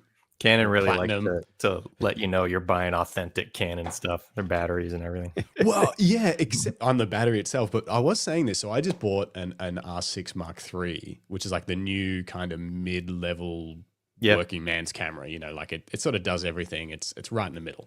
But it's still a decently expensive camera, and I've got more expensive Canon cameras than that too. And the boxes, it's like I've bought like a cheap bit of electronics from a department store or whatever. Like it's the box. Like there's no unboxing experience. It was sort of like it only dawned on me the other day. I was like, I don't know. There's places selling things for $100 that put way more effort into the unboxing experience than like a $5,000 camera. It's quite crazy. Yeah, I bought. But you also have. Sorry, Nick. I was just gonna say I bought stuff on Amazon, some crappy little electronic, and it's like, you know, everything on the box is mistranslated and everything, but the unboxing experience is incredible. Like they put all of their R&D into the box, and like the product itself sucks. Sucks. Maybe Canon's okay. I'll give them that. Maybe they're putting their time into the cameras and not the box. I'll give them that. But I still think you also have high standards for your own products, for Lucky Straps. Like the way that you package them is quite special and thoughtful. That's true. And I know it's a different scale of economy, but there is effort there. You've made very specific choices about recycled cardboard and cotton bags and the postcards and the stickers. Cool. Like it's almost like a care package you get with your strap. I think it's just because I really like what's this called when it's like foil printing. Oh yeah. I just really like foil printing, so I just that's cool. We put that on stuff and but it's you that just stuff think matters, man. Makes you feel like you got something special, something valuable. Yeah. And I think if you're, I don't know, if I was a camera band, I'd be thinking this is becoming, there's still obviously a lot of working pros, but working pros still want to feel like they've bought something special and they're part of something special, especially if it's like a brand thing. You know, if you've been a Canon shooter for decades and maybe, you know, Sony's looking a little bit tempting. If you have no like brand affinity because you literally just get this black box with a camera in it, that doesn't even have a manual anymore. It came with a getting started booklet that was so thick it looked like a manual, but it just has 3 pages of every language on the planet that basically says download the manual with this QR code. I was like, it's lost. I used to read the manuals every camera I got. I would read the paper manual. Oh yeah, Same. And now I would look them up ahead of time and read them before I bought the camera. Yeah, nice. Yeah. Just a quick comment here from Stacy A8000. I had no idea unboxing experiences was a thing. So that's what it was when I unboxed my Fuji. Yes, plus a little bit of unicorn blood. They just splash it in the top of the box. So when you open it, it's this ethereal experience from Fujifilm in Japan. Yeah. Japanese unicorns, by the way, not your standard European unicorns. The JPEG film recipes come fluttering out like butterflies. And the whole world just starts to look, exactly. It starts to look like fake film. It's almost like those, I've been watching these guys' videos. He makes these really intricate porch parcel bombs for when people come and steal his parcels off Mark the porch. Rober. He's made a whole like career out of it. Yeah. And it's a bit like that. Yeah. There's glitter and stuff. That's the unboxing experience of a Fuji. You want to be showered in glitter when you unbox your camera. Dennis is here. What's up, Dennis? He says the Q3 box was special. Yes, the Q3 box was special. That's probably... You paid $1,000 just for the box. That's right. I wouldn't expect Canon to go to that level, but it was quite... Like, it's got like little magnetic latches and stuff. They put a lot of work into that, but that's what happens when you charge that much for a camera. So I'm going to ruffle some others here. What's the Q3? Leica the Q3? Leica Q3. Okay, all right. I should have known. It's like I know nothing about Leica. I'm so confused by all the terminology and like all the summicron and all this kind of stuff. People say it to me like I know, like I'm speaking their language, like I know their language. I don't know what the cool, summicron thing. I don't know what the lens terminology is. But there's a lot of them. Yeah, and they're all different. You don't realize years. one's like 3,000 and the next one's 15,000, and Yeah, you don't know what the difference is because they look the same. Yeah. You're like, I don't know.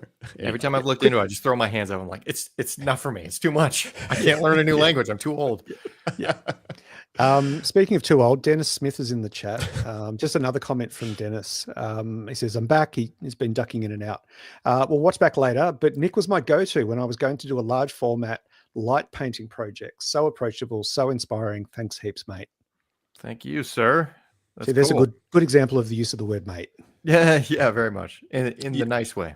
In the nice way. Yeah. Dennis is an interesting artist, Nick. So he does a lot of light painting stuff. I don't know I don't even know how to describe it. Bring up his website. I haven't got Instagram. Okay. Anyway, lots of light painting with light painting tools as well. So as well as say like painting this scene, he'll also put like designs and stuff, designs and movements and things with like wands that he's built and stuff like that. So he makes all his own stuff. Yeah. And then he'll sort of basically perform through the scene so that every shot is a choreographed dance almost of what he's trying to achieve with the That's image. Really cool. Long story short, that stuff's tough, man. You got to remember where you went already. he downloads it into his brain somehow because he can repeat the pattern if he's trying to get something. He's like, I like that, but I wanted a bit more of this or whatever, and he repeats the whole scene just to finish something over there. Anyway, but we were at a photography festival, the Bright Festival of Photography, and he decided he was going to try and break a world record that no one has ever done before. So it's just a made up world record, which was the most ever light painting portraits in 1 hour on Instax film. Oh, wow. Fuji, those Instax cameras. So he had to 3D print, because there's no bulb mode for him to do the things, 3D print like, what do you call the things? The cable release. Cable release, that's it. 3D print things to make cable releases. He had 3 Instax cameras on a tripod rig. He had multiple people operating the cameras. Jeez, and I think he ended up doing 180 portraits, light painting portraits in 1 hour. Yeah, of 180 different humans. Yeah. He was just like dancing for an because hour. it was Instax, it couldn't be repeted because everyone got their print. But on the back, I think he put a sticker with a QR code, but they'd already moved away. But there was apart from people doing behind the scenes footage and photos, it was one and done. That's it, never to be repeated. So everyone walked away with this unique part of his world record attempt. And he hasn't seen most of them because 198. Yeah, he had to. It was just in case you're going to try and break the record. 2 more was all it took to get to 200. That's slack. That's wild. Yeah, jeez. It's creative. But that brings up a really good point. So, on the show, we've interviewed a lot of people so far, and Dennis is an example of people that have 3D printed components to optimize their workflow and the tools that they're using. Another friend of our show, Greg Carrick, he prints lens mounts for his GFX because he'll put like old school projection lenses on them, and he'll have the mounts 3D printed. And you do that with some of your large format cameras. How is that use of technology integrated into such an old school application like large format film? How have you found that process?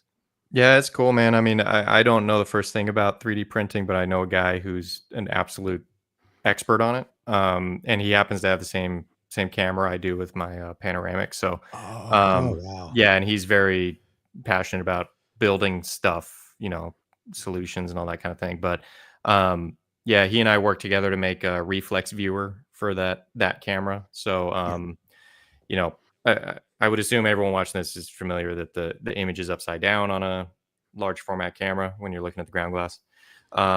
But this reflex viewer turns it upright. You get to look down into your camera instead of get under a hood and all that kind of stuff. So we worked on that for several months, and man, it's crazy what 3D printing can do. It's wild. It's like way better. I guess it's better than it used to be, because I used to see 3D printed stuff and just be like, garbage. It looked cruddy, like it, and it was Fidget just spinners break. with a It just looked like a 3D low printed fidget resolution spinners thing. were so popular. Yeah, Yeah, exactly. There's a lot of trinkets. Like, and I get it, that you have to make those things to figure out the technology and all that kind of stuff. So I'm not knocking that, but it never seemed like it was something that like I would put on a $3,000 camera until I worked with this guy and we made it. And it's so cool. It's like a product come true. And I'm working with another guy to try and make a fully 3D printed 6x17 camera that's like fully customizable into what movements you want. If you only need shift and rise, and hey, there we go, someone bought it. Thank you for being a customer. And so he bought a 3D printed 6x17 camera. So people have been making 3D printed 6x17s. I think one of them is Chroma makes some. Kraken, I think, is another one that makes some like crazy ones, like really panoramic. So it's so cool, man. That technology. When I saw it first come out, I'm kind of like, all right, what are you gonna do with that? Like mass produce products with this super slow 3D printer, but it's really opened up certain film formats to noble design. Someone said noble design. His cameras are fantastic. And they're so cool because it's opening formats to people where it would be cost prohibitive otherwise. And like I love 6x17 so much. It's my only format. If I only could shoot one format, it's just my favorite. So the fact that people can get into it without having to invest $3,000 on a camera like I have, it's just opening it to a lot of people. So it's really, really cool technology. Yeah, that's very cool. It's great to see because when you do get excited, you watch a few Nick Carver YouTube videos and you're like, man, I'd really like to try this. But then that world is daunting in terms of just trying to find a camera to, like I've been tempted just by regular kind of medium format film cameras, but I would prefer something. The way that I see the subjects I would shoot film with is generally, unless I was shooting 35mm and just shooting street or something like that, I want something a bit wider. I think like a 6x9. What are they like the? What's that really expensive one? Everyone, yeah. What's the really expensive one? Everyone loves? The Mamiya 7, I think, is 6x7. 6x7. That's 6x7. The 6x9. Are you thinking of the Fuji? The Fuji, and is there a? Was that Fujifilm, Justin? Yeah, isn't there a Hasselblad? Is there a Hassie that's the? Is there 6x9? I don't think so. There's an X-Pan. X-Pan. What's it? Yeah, the X-Pan. What is it? What format is that? That's got a weird aspect ratio. It's like a decimal point. I don't remember, or it's like like 24:36 or something. It wouldn't be that that reduces, but it's 24:37 or whatever. But I'm. Someone correct me in the comments, please, because I know the X-Pan shooters are pretty hardcore. But the X-Pans are real. Thank you. Okay, I knew someone had it. So 65:24.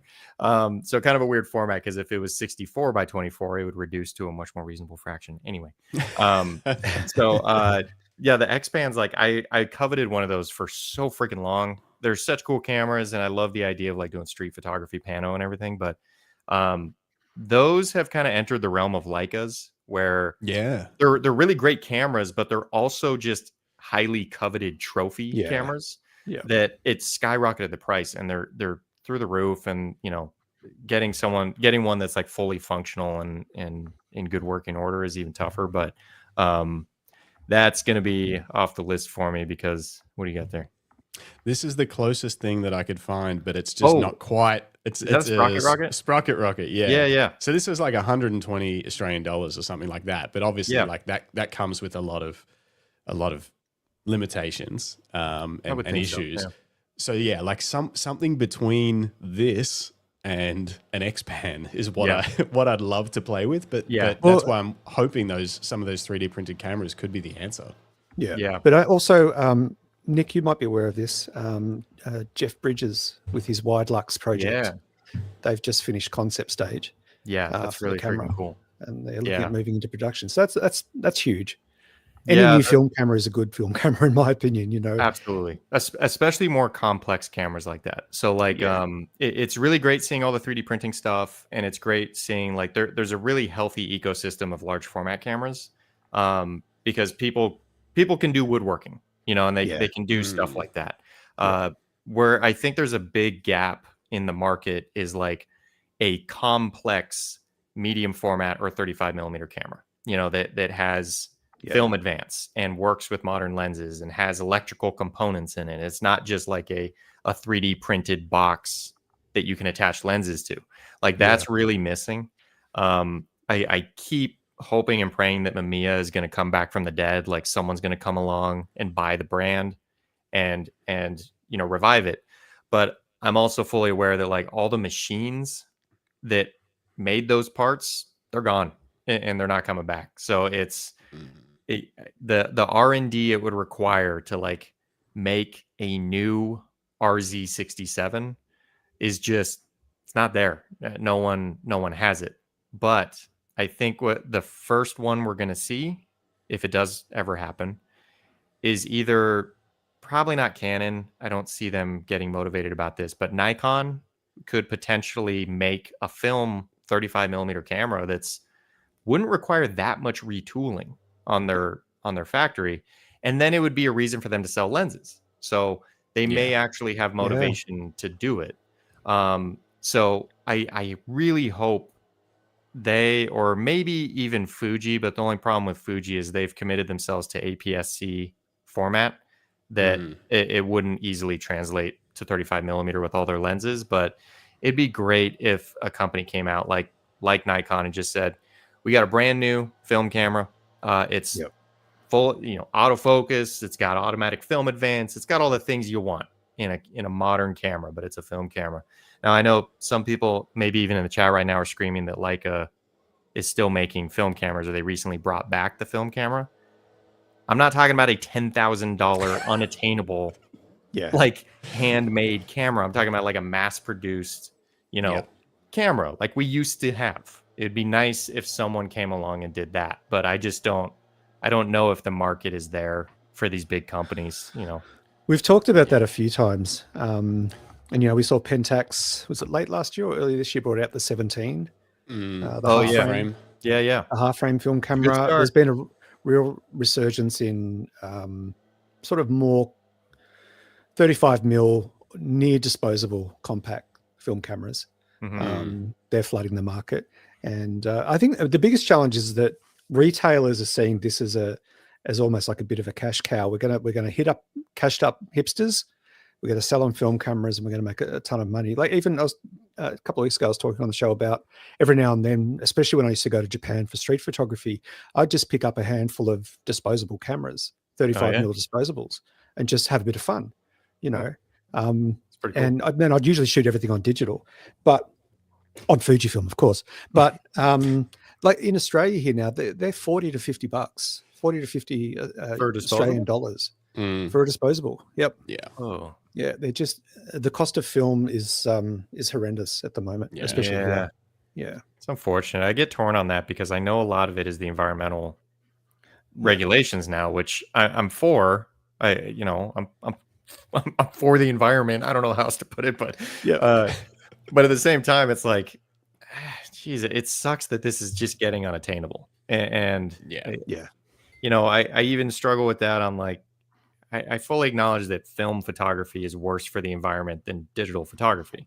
At least if you're not buying a new digital camera every, 6 months or something. Yeah. Because I mean, the e-waste is terrible. So like even factoring that part of it in, like I understand that putting a piece of plastic through your film and then putting it into chemicals is not the most environmentally friendly, but I love it so much. I don't want it to go away, and I don't want it to be so expensive that people can't get into it. I know some companies are trying to make an effort to make it more affordable. You got the kind of independent Cat Labs and Harman and companies like that are trying to make films a little more attainable for people. And we're also starting to see more, mostly 35 mil brands pop up in China, and they're putting out quite cheap options now. Lucky Film? Is it Lucky Film? I think it is Lucky or Lucky Star Lucky or Film? something. Lucky Something like Film, that. yeah. Yeah. We were like, hey, that's my name.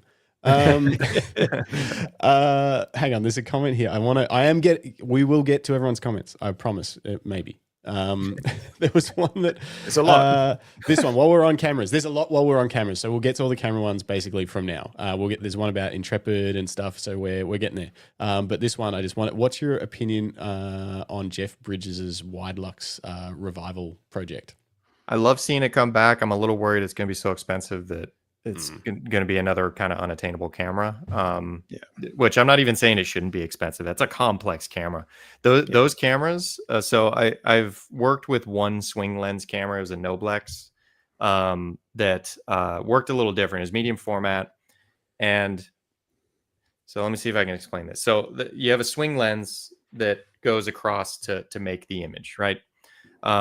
The way the Wide Lux works is it just starts on one side and then swings to the other side. And so you think about it, like it has to be a consistent speed across the whole range, which is kind of complex to do because it has to pick up speed and then it has to slow down to stop. So what the Noblex did was it actually did a different design. The slit was went 360 degrees. So it went into the camera to pick up speed to get momentum, and then came out to create the image and then stopped back in the camera. So that kept the speed more consistent across the exposure. And so it was, a little bit better in that sense. But those cameras have so much complexity to them because not only do you have a swinging lens, which you got to time with shutter speeds and all that kind of stuff, but the film has to be loaded in a curve. And so it's going over a lot more rollers and stuff. And so scratches across the film are a bigger issue and all that kind of stuff. So all that's to say, it's a pretty complex thing. So I wouldn't be surprised if it's expensive and they're not going to be built in the volume that they used to be. So then that's going to make them even more expensive. So I love to see it. It's a cool camera. I'm obviously kind of interested in it just for the sake of it being pano. But the swing lens stuff, I didn't really take to personally when I tried it. There's issues that come along with that if you're dealing with any sort of motion in the scene, because the left side of the image is a different point in time than the right side of the image, So things can get a little weird. Just didn't jive with me. But that's probably the first camera I've seen where I'm like, okay, that is a proper camera being brought back from the dead, like a metal, Leica excluded. I know, can hear the Leica guys.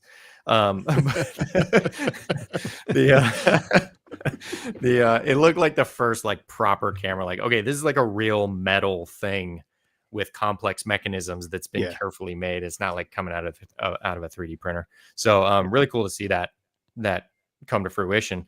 It's a good thing Jeff Bridges is into that because I don't think it would have happened otherwise.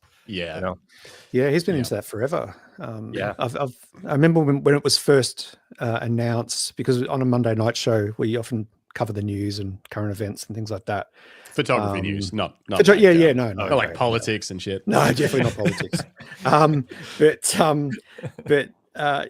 When we first heard about it, and I think it was on Petapixel, the article had a whole bunch of his images from movie sets that he's worked on throughout his life. And that wide angle view was just that panoramic view was so beautiful. It just added to the story so much more. Yeah, and he's had such an interesting life. So it's he has. You could point an Etch-a-Sketch at any point in his life and it's going to be an amazing photo, But not to take away anything from his photography. He's an amazing photographer, of course. But man,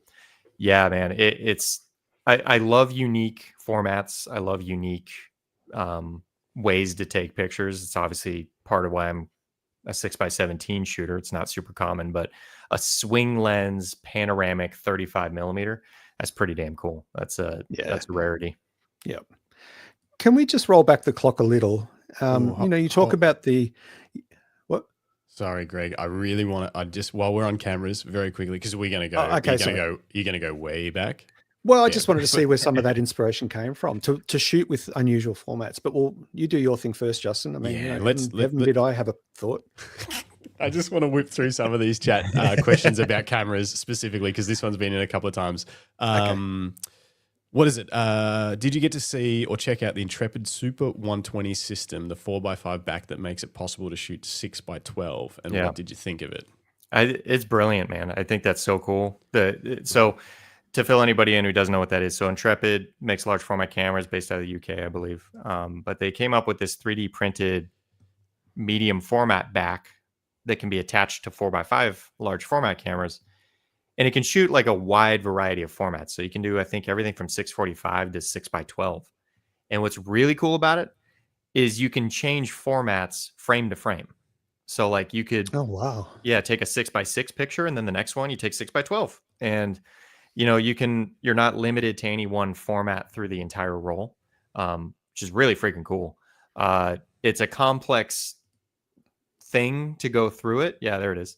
So to like switch from one format to another, you have to like look at this grid on the back and be like, okay, I just shot 6x6 and now I want to shoot 6x12. So I need to put the switch at letter G. It's like, it's a complex thing. It's the cleanest way they could have done it. So it's actually an ingenious design, but it's just kind of funny how complex it is to try and get multiple formats onto one roll. And you can see all the parts, and I think you assemble it yourself, if I'm not mistaken. Oh, wow. Yeah. Which is, that alone would be pretty fun. The way the film is loaded is pretty wild. So I watched a little video on how the film's loaded, and it's a really interesting loading system. Like it kind of goes through these channels, almost like these little canyons, to get to the front. And I noticed it holds the film down on the top and bottom of the roll, which is a good thing, because anyone who's been following my odyssey on my YouTube channel of trying to get my film to lay flatter on my 6x17, a lot of the problem is there's no pressure across the top and bottom of the frame, because most cameras don't have real good pressure there, or at least I shouldn't say most cameras. My Shenhao doesn't have great pressure across the top like that, but it's a really cool mechanism. The only thing that has kind of steered me away from, is the video on how to load it. So you guys can watch this. It's a process. So you actually drop it into a hole, and then you kind of like wrap it around. Pretty smart. Oh, wow. And then watch, you have to feed it under these little grooves on the front. So it's a process. I like, big kudos to them for moving forward with it, because I can't imagine how many times in the design process they're like, this is too freaking complicated. We can't do it. But they moved forward. So pretty awesome system. The only thing with shooting 120 on a large format camera is large format cameras don't have super wide angle lenses available in medium format terms. So like super wide angle on a 4x5 would be 72 millimeters. Like that's crazy wide. There are some like 40 something millimeters, I think, but they have a much smaller image circle, and they're kind of built for medium format. But the majority of large format lenses the average person is going to have in their arsenal or be able to find on eBay, they're not going to be any wider than 72. So 72 on like a 645 negative is not wide.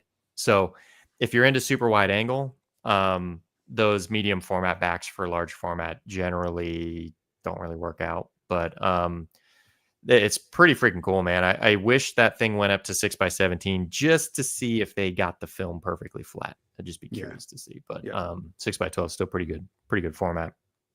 And I watched last night on one of your videos, the one with the beer gifting bro, and you were talking about you had some cut down pencils, that you slid under the film to create that tension against the back. Yeah, how's that working out? It's working great.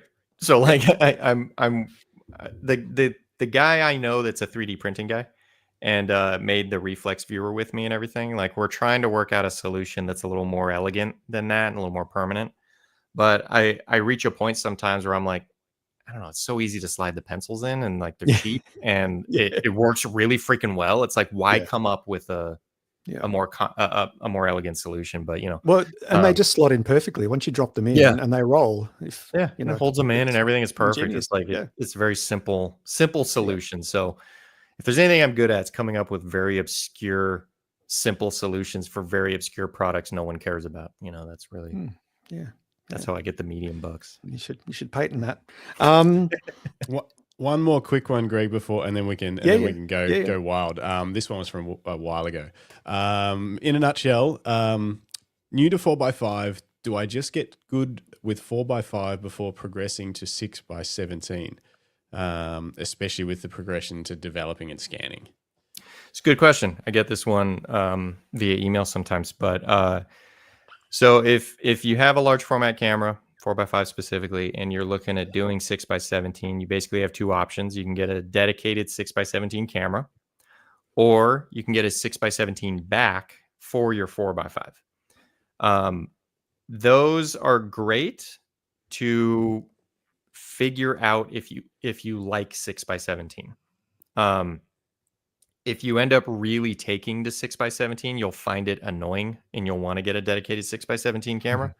Because the problem with those 6x17 backs is it's a few things. One, it's a little more cumbersome to use because you have to have a separate viewer that you attach to the camera.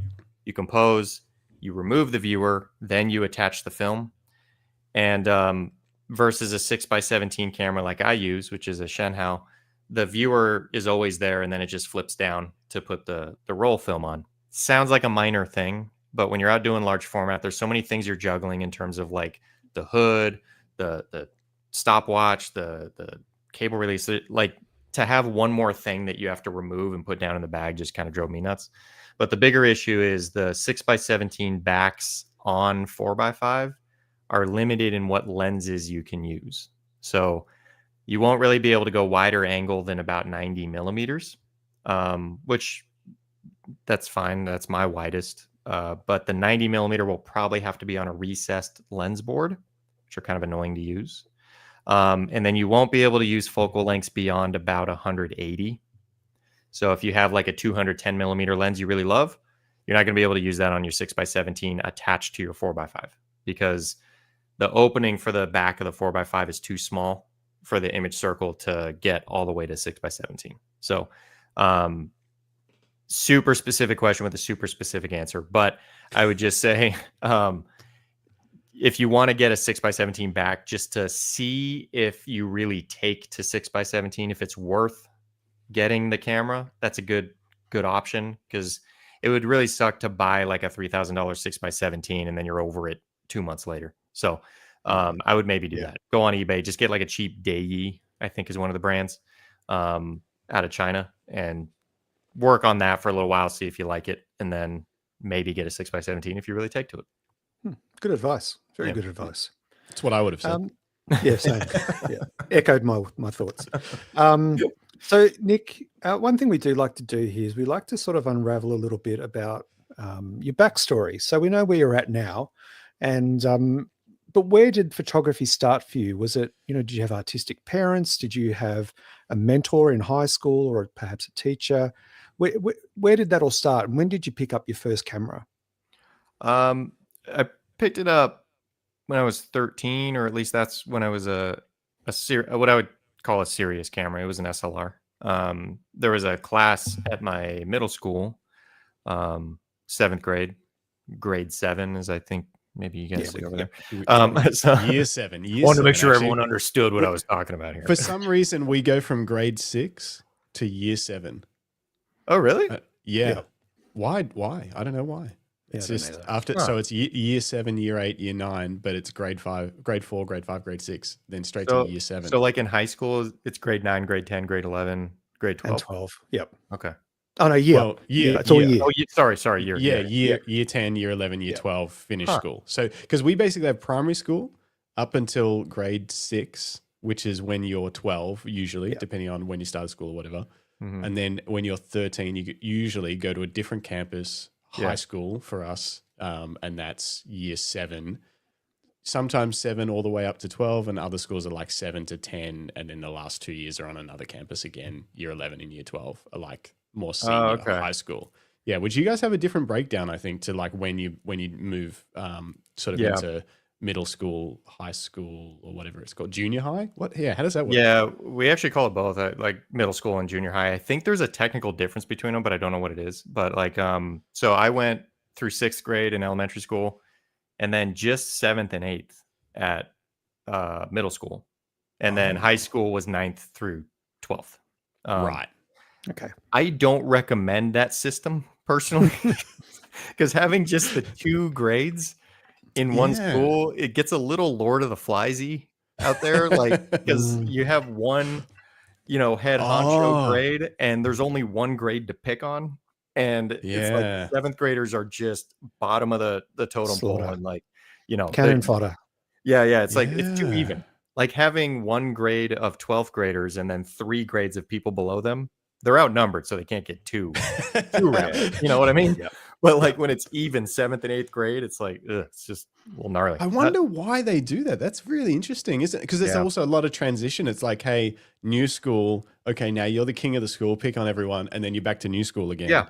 Kind of 100%. back to the Terrifying. bottom. That's I remember really weird. specifically. I know we're getting off track here, but I remember specifically they had an 8th grade graduation for us. Really? Yeah, and there's this whole ceremony. You're outside. It's hot because it's summer for us and everything. And like, it's this big to do about you graduated 8th grade, and like I was in such a sour mood that day. I was so pissed off, and like it took me a while to figure out why I was pissed off, because it does take me a while to figure out my emotions. But my parents were like, "What's wrong? Why are you so mad?"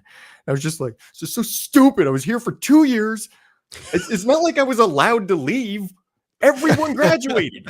Like there's no achievement here."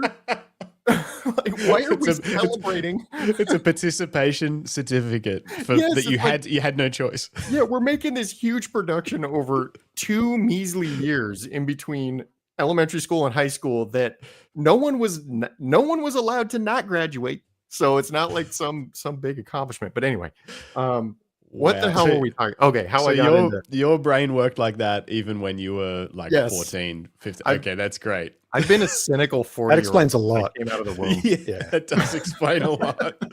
I could just imagine you making a video about it had YouTube been around, and you're talking to the camera. You're like, what are we even doing here? And I mean, yeah, I know, my poor parents, man. It must have been so hard to figure out. But on that note, what came after? What was the next sort of milestone for you in your photography pursuit? You said you started off with an SLR. You were still fairly young, about 12. Did you say 12 or 13 when you first? 13, yeah, 13. So there was a class in that 7th grade that was photography, and it was a very, very short class. It was literally like a few weeks, because it was a portion of a trimester. And my friend kind of forced me into it. I didn't want to take it. I thought it sounded boring. So, but he forced me into it, and I'm really glad he did. I've told him since, because he kind of got me into it. But so around that time, you're trying to figure out what you're going to be doing for the rest of your life at some point, and especially in high school. And none of the regular paths of going to college and everything really appealed to me.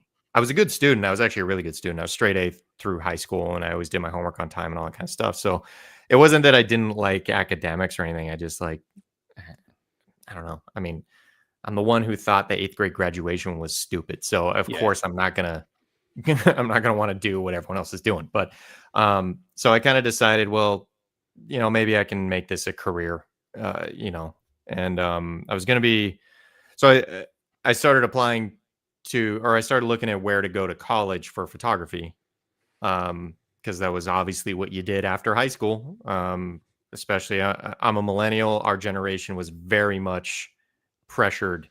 Yeah. College or you're a loser, and it was very much that. So, I was going to be going to this college called Brooks in Santa Barbara, which is photography college, and crazy expensive. It was a private school and all this kind of stuff. But that was the only college I was willing to entertain. So my parents were real motivated to get me into that. And I was kind of like, how are you going to pay for this? I'm not like, this is really freaking expensive. They're like, we'll figure it out. Because they wanted me to go there. And then we went to an orientation, and it was very disappointing. and it seemed like all of their alumni were not photographers. You know, they were working at camera stores, or they were doing something like that. And I noticed that, but no one else seemed to really notice that. But I would go into camera stores, and the guy behind the counter would say, "Oh, I went to Brooks," you know, when it came up that I was going there. So I just kind of put my foot down, like, I'm not going. And that was the only time I thought I was getting kicked out of my parents. Like, they didn't threaten that or anything. I was just like, I'm gonna have to run away, because they're so disappointed, they're so upset that I'm not going to college. Because, like, I told them, I'm like, it was Brooks or nothing. I'm not going to college. It's like, that did not go over well. So Wow. I thought about that school for a minute. Okay, so some people know about this. So David's from San Francisco, and then the drunk wedding photographer's from south of LA, I think. He shoots film. He shoots weddings on film only. Oh, cool. Yeah, which is cool. But he says, my dad drove me to Brooks. We drove back home quiet after the presentation. Yeah, they didn't have a lot of great answers to my questions about where am I going to be working when I'm done here. So luckily I dodged that bullet. Had to eventually make my parents okay with it. I got the last laugh, though. I mean, I don't have any student debt or anything, and I think they realized that was not wouldn't have been the right path for me. So. Do you recall what all in what that might have cost at the end of it? Like, how much debt would you have come away with had you have gone to somewhere like that? So I want to say it was like, including lodging and everything, it would have been $40,000 a semester. Oh, jeez. Yeah. So $80,000 a year, 4 years. And my God. Yeah, I know, exactly. And my parents didn't have anything saved up for that. I mean, it would have been all loans that either they were paying or I was paying. It was the right call, not going. But one of the things that really turned me off is I went to one of the orientations and I asked them. At the time, I wanted to be a nature photographer. So I wanted to be like landscape, wildlife. My idols were Franz Lanting and Galen Rowell and guys like that. So I really wanted to be that. My vision was National Geographic. So I'm going to go to this school and I'm going to get hired by National Geographic right out the door. So I asked them, I'm like, well, do you have any classes on nature photography? They're like, yeah, we have one. There's a 5-year waiting list, though. So I would have had to be there 5 years just to do one nature photography class. And so that was kind of a deal breaker for me. Now, to be fair to everyone that was involved, I had a big misunderstanding of what being a professional photographer was. And I wasn't really willing to be talked out of that at the time, because I don't know if you gathered this, but I'm a bit of a stubborn individual. And I have strong opinions about things. So I thought being a professional nature photographer was a thing. I thought that was a profession. I was looking at national stuff. Turns out that's not a profession. Even then, it wasn't a profession. It's really not a profession now, but because National Geographic eventually laid off all their photographers, but it really wasn't a profession then. I was looking at people that were actually making money off of delivering workshops. And I didn't know that. The internet wasn't as big back then, so I didn't really have any forum to go to and really learn that. But to be honest, if there had been, I probably wouldn't have gone there. I was just dead set on, this is what I want to be. Anyone can tell me it's not going to happen, but I see a couple of people doing it. There's no reason I can't be one of those couple of people. So call that arrogance, call it overconfidence, whatever. I thought I was going to be one of those. I tried to be one of those. I couldn't be one of those. So the reality put me in check. Because what I ended up doing is I didn't end up going to that college. I ended up just getting a job. I worked as a secretary. Oh, not a secretary, but a scheduler for a sales rep guy. So I would make cold calls and I would schedule sales calls for these guys. I think they call them setters now in the industry. Oh, do they? Okay. Yeah, because they like set the appointment for the sales guy. Oh, that makes sense. So they're usually like entry level. They want to be salespeople, and they're like, "All right, you'll be a setter," and they just call. They just get rejected all day, every day by cold calling people. How I couldn't imagine you doing that. How was it? Yeah, could you imagine me doing that? No. Can you imagine me doing that? Man, it would be. Yeah. Oh, Yeah. How did it go? I mean, I was good at it. I'm not gonna. I feel like I sound like a really overconfident ass in this whole interview, but I was genuinely good at that job. They actually had me come back and train their next people after I left. So I was good at it, but it's purely because I literally sat there and my goal was to make 100 calls a day.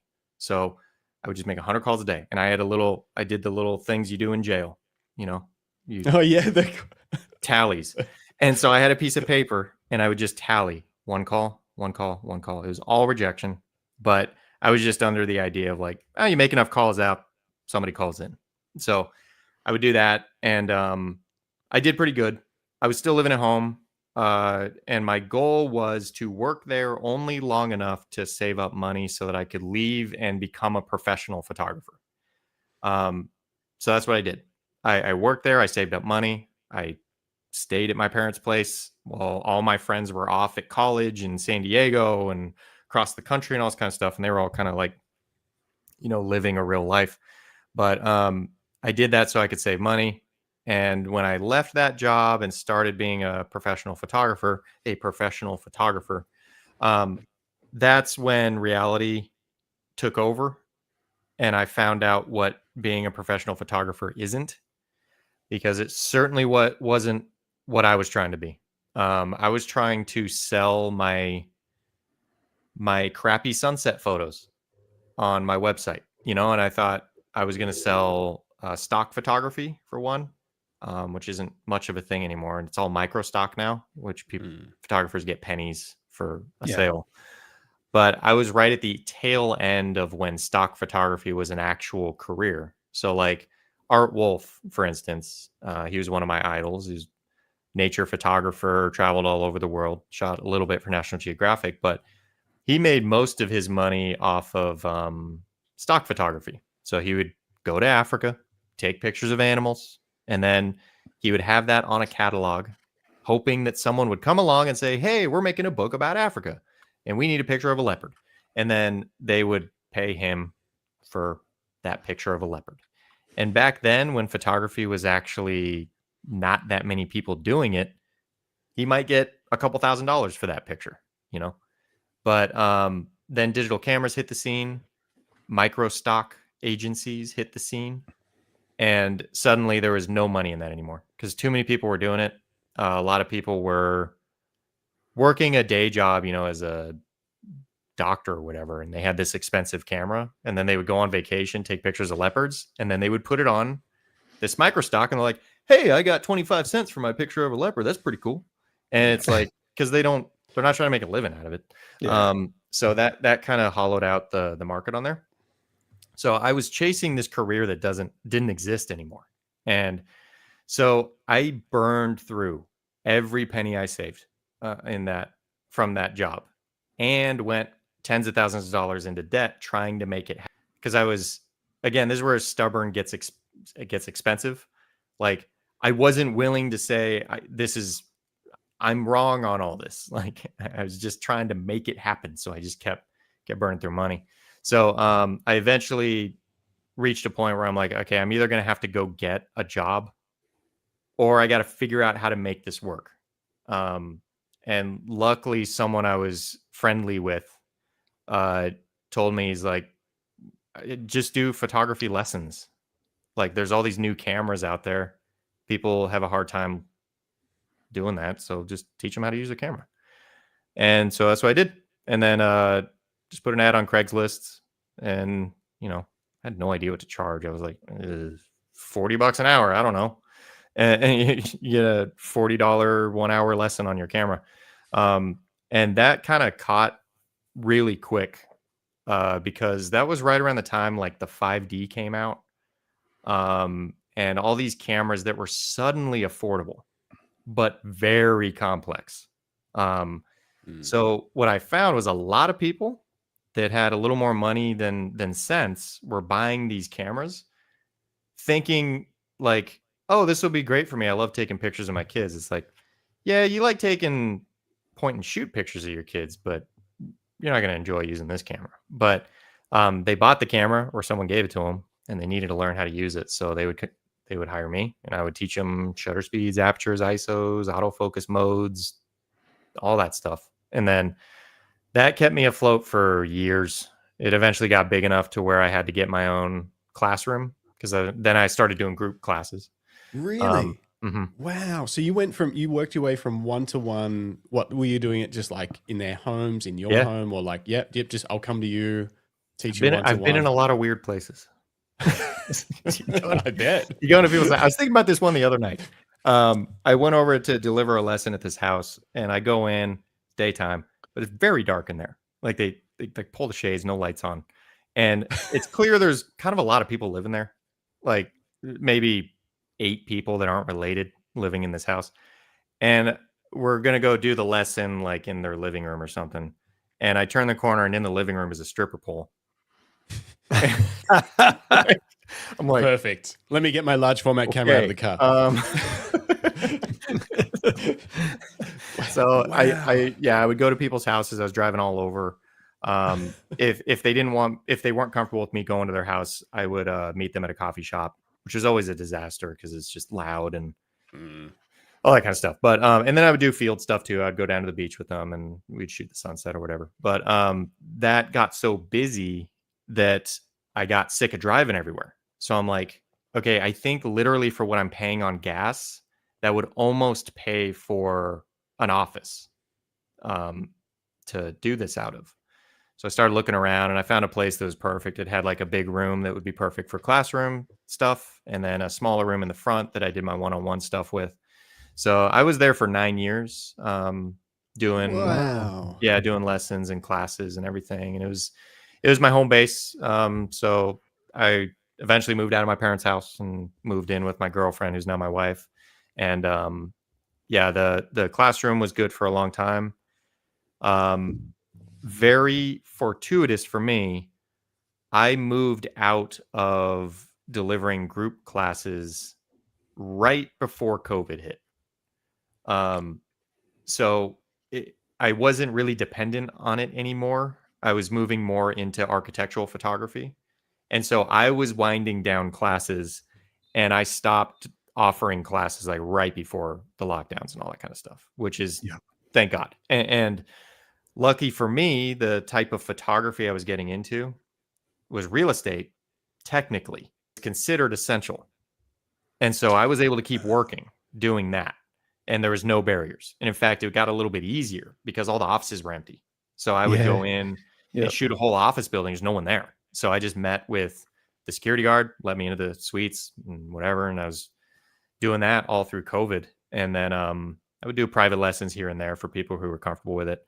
But that eventually wound down to where I was getting enough of my livelihood from the photo shoots that I didn't need to do private lessons anymore either. So I stopped that, got rid of that office. That was right around the time my wife and I bought our first house, which is where I am now.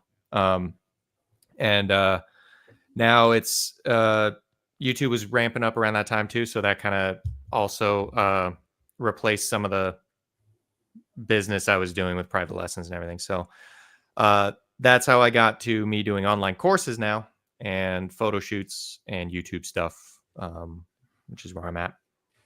Can I just ask, with regards to the architectural photography, the real estate photography that you're doing now, what steered you into that particular genre as a professional genre? I had kind of been told by people at my local camera store, which they were professionally oriented, so they worked with a lot of the working professionals in the area. He kind of told me, and he was almost joking, but not joking, where he's like, the only place you're going to make money in photography anymore is weddings or architecture. That's it. So choose one of those two. It was definitely ain't doing weddings. So it was partly that, but also architecture is very similar to landscape in terms of the equipment used, the techniques used, and the personality that suits it well. And I was doing landscapes up until that point, so it kind of made sense. Found a local architectural photographer who's looking for a secondary shooter. Started working for him, and still working for him now. That's what I was going to ask. Okay, so you work as a subcontractor for him, Essentially, or yeah. essentially, yeah. Okay. Yeah. Because what I wondered, that's what I was going to find out, is basically like, how do you get clients for your commercial work? Because I don't see a lot of presence of that around on the internet. So it comes through his business mostly, or Yeah. So he doesn't shoot anymore. He has technically 3 shooters under him. I'm the one that kind of handles the bigger jobs because he trusts me to do that. So I do offices, I do industrial buildings, I do kind of the ones where the client really needs to make sure no one F's it up. And he kind of handles the client relations. He handles the getting more clients, sales, all that kind of stuff, which is good because I don't like doing that stuff. So I get an address, need this done by this time. I go out, I take the pictures. I process some of them sometimes. Depends on the lighting conditions and what the customer wants. But that's the arrangement we have now. So, yeah. just this, I don't want to dig into this too much, but you mentioned the 5D, the original 5D Classic. I think I saw that you had the 5D Classic for 10 years of faithful service or something like that. Then you upgraded to the 6D, solid upgrade. That was a while ago now. What are you shooting your professional commercial work with these days? So I use a 5D Mark IV, still on an SLR. It's on its last leg. I'm actually, you brought up the 6D Mark or the R6 Mark III. I'm actually looking at buying an R6 Mark II before the end of the year. Oh yeah.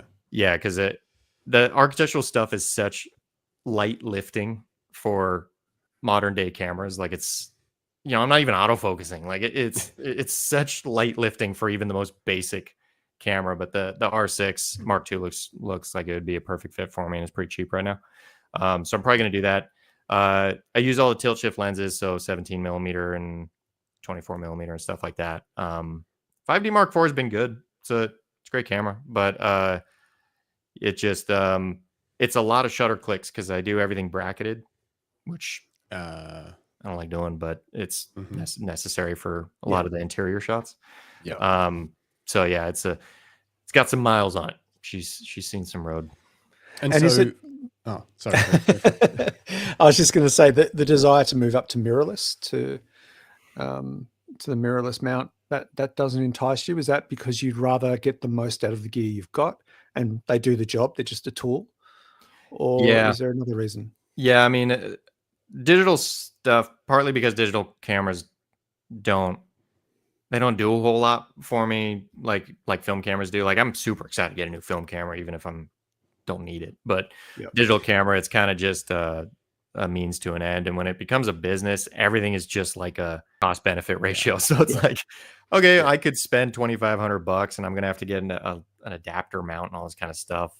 Or I could push that off 6 months and hope my camera doesn't die in the middle of a photo shoot. And then that's kind of the route I end up taking. But I am looking forward to switching over, because the one thing about the 5D Mark IV that kind of drives me nuts is it doesn't have a flip out screen. And I thought that wouldn't matter at all, but I find myself in a lot of these jobs, I'm pressed up against a corner with my tripod backed all the way up, trying to get the whole room.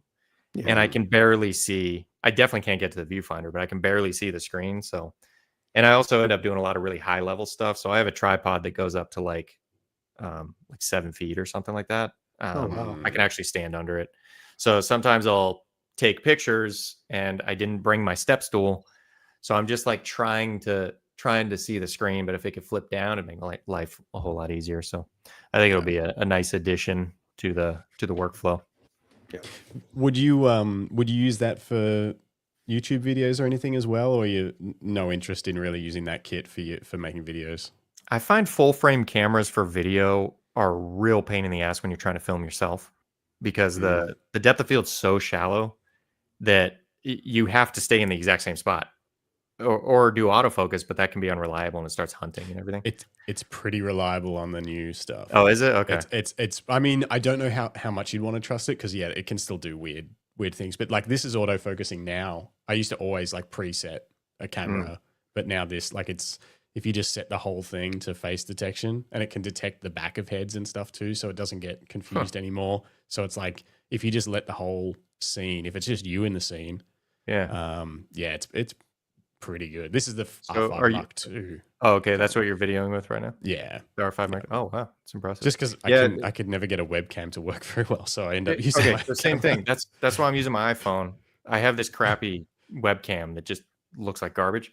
And then I was going to use, I have a R50V, or whatever it is, EOS R50V.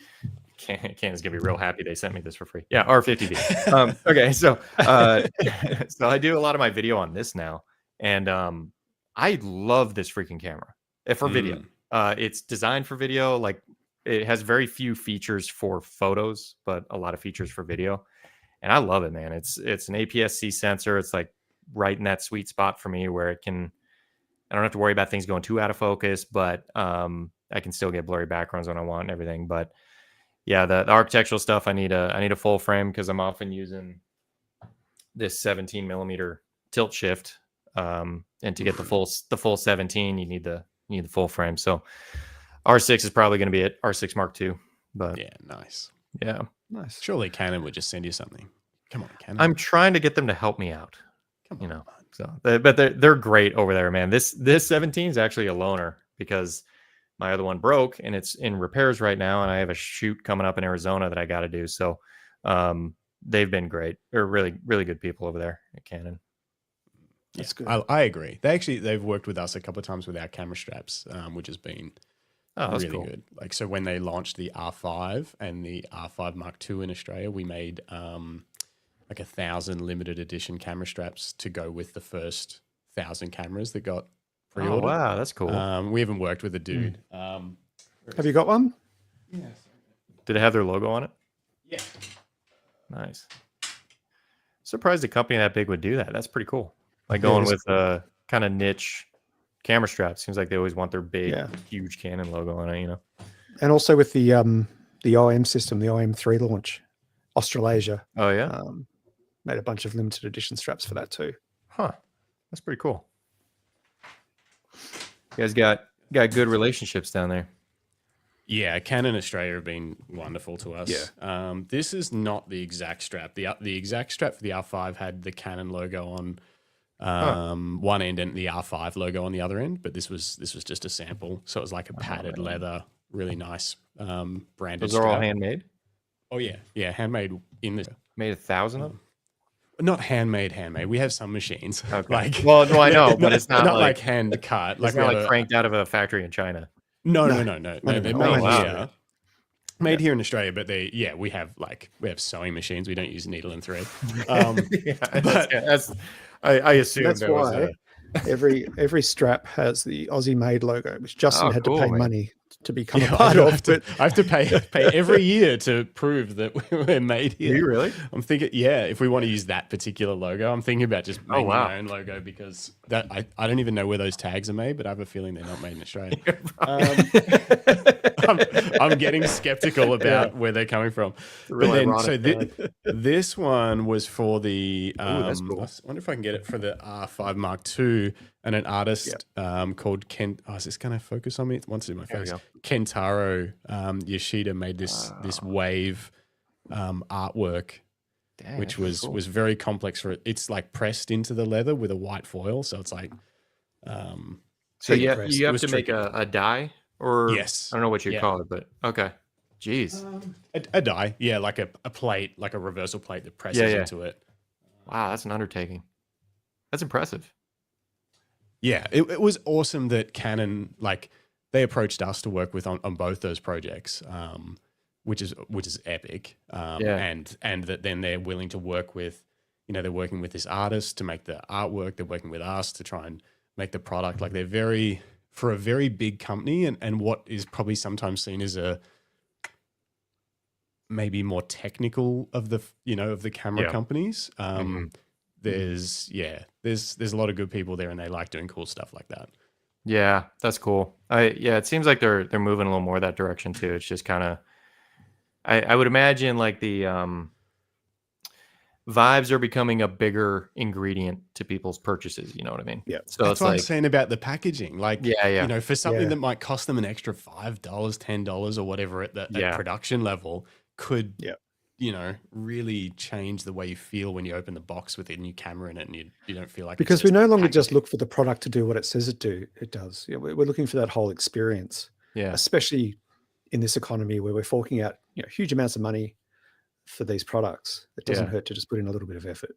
And all the products are so good. So it's like, Yeah. it's Why like would you compromise? you're not really, like, am I really getting that much more in technical specs going from this brand to this other brand? Like, everything's so good. Yeah. It's like you're not really going to buy a bad camera. So if you can add cool things like that, where it's like, oh, we got this special bespoke strap that, you're not going to get with any other purchase. That's pretty cool. Yeah.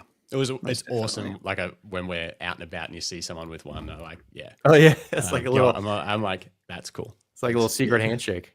Yeah, exactly. Yeah, it is. Yeah. You got a little burst of pride in the chest, like it hits you in the feels. A question that popped up earlier much earlier in our conversation today was about, I think it was about, do you carry an everyday carry camera?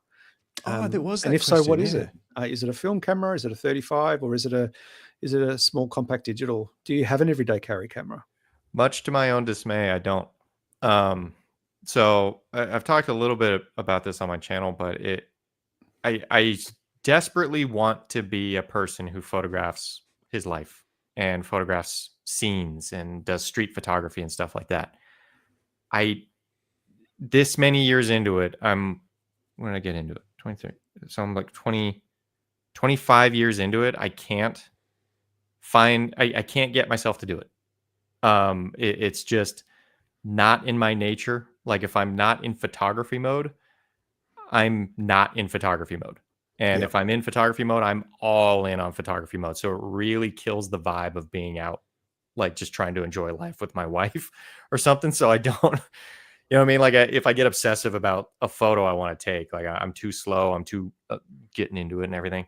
And it's just not the right thing.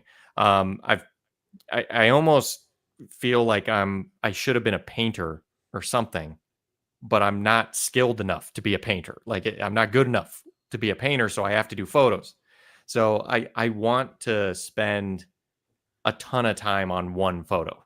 Yeah. And I know that's not everyone's cup of tea, but it's how I can't find any other way to do things. Like, I'm at my happiest when it's like, okay, you have the whole evening to go take that one photo. And that's when I feel like I make my best work. So whenever I've tried to do, I don't know what you'd even call that, lifestyle photos or just life photos or whatever, I don't succeed at it. I appreciate the quality over quantity thing. I don't know that that's necessarily true, but the one time I do take photos much more casually, and I really enjoy it, and I actually really like the results, is I do trips with my brothers occasionally. I have two older brothers, and then we have a friend who's kind of an honorary brother with all of us. So we've done these trips, and I bring a Canon EOS 1V, which is like their flagship film camera just before they went all digital. I've got the 1N. Okay.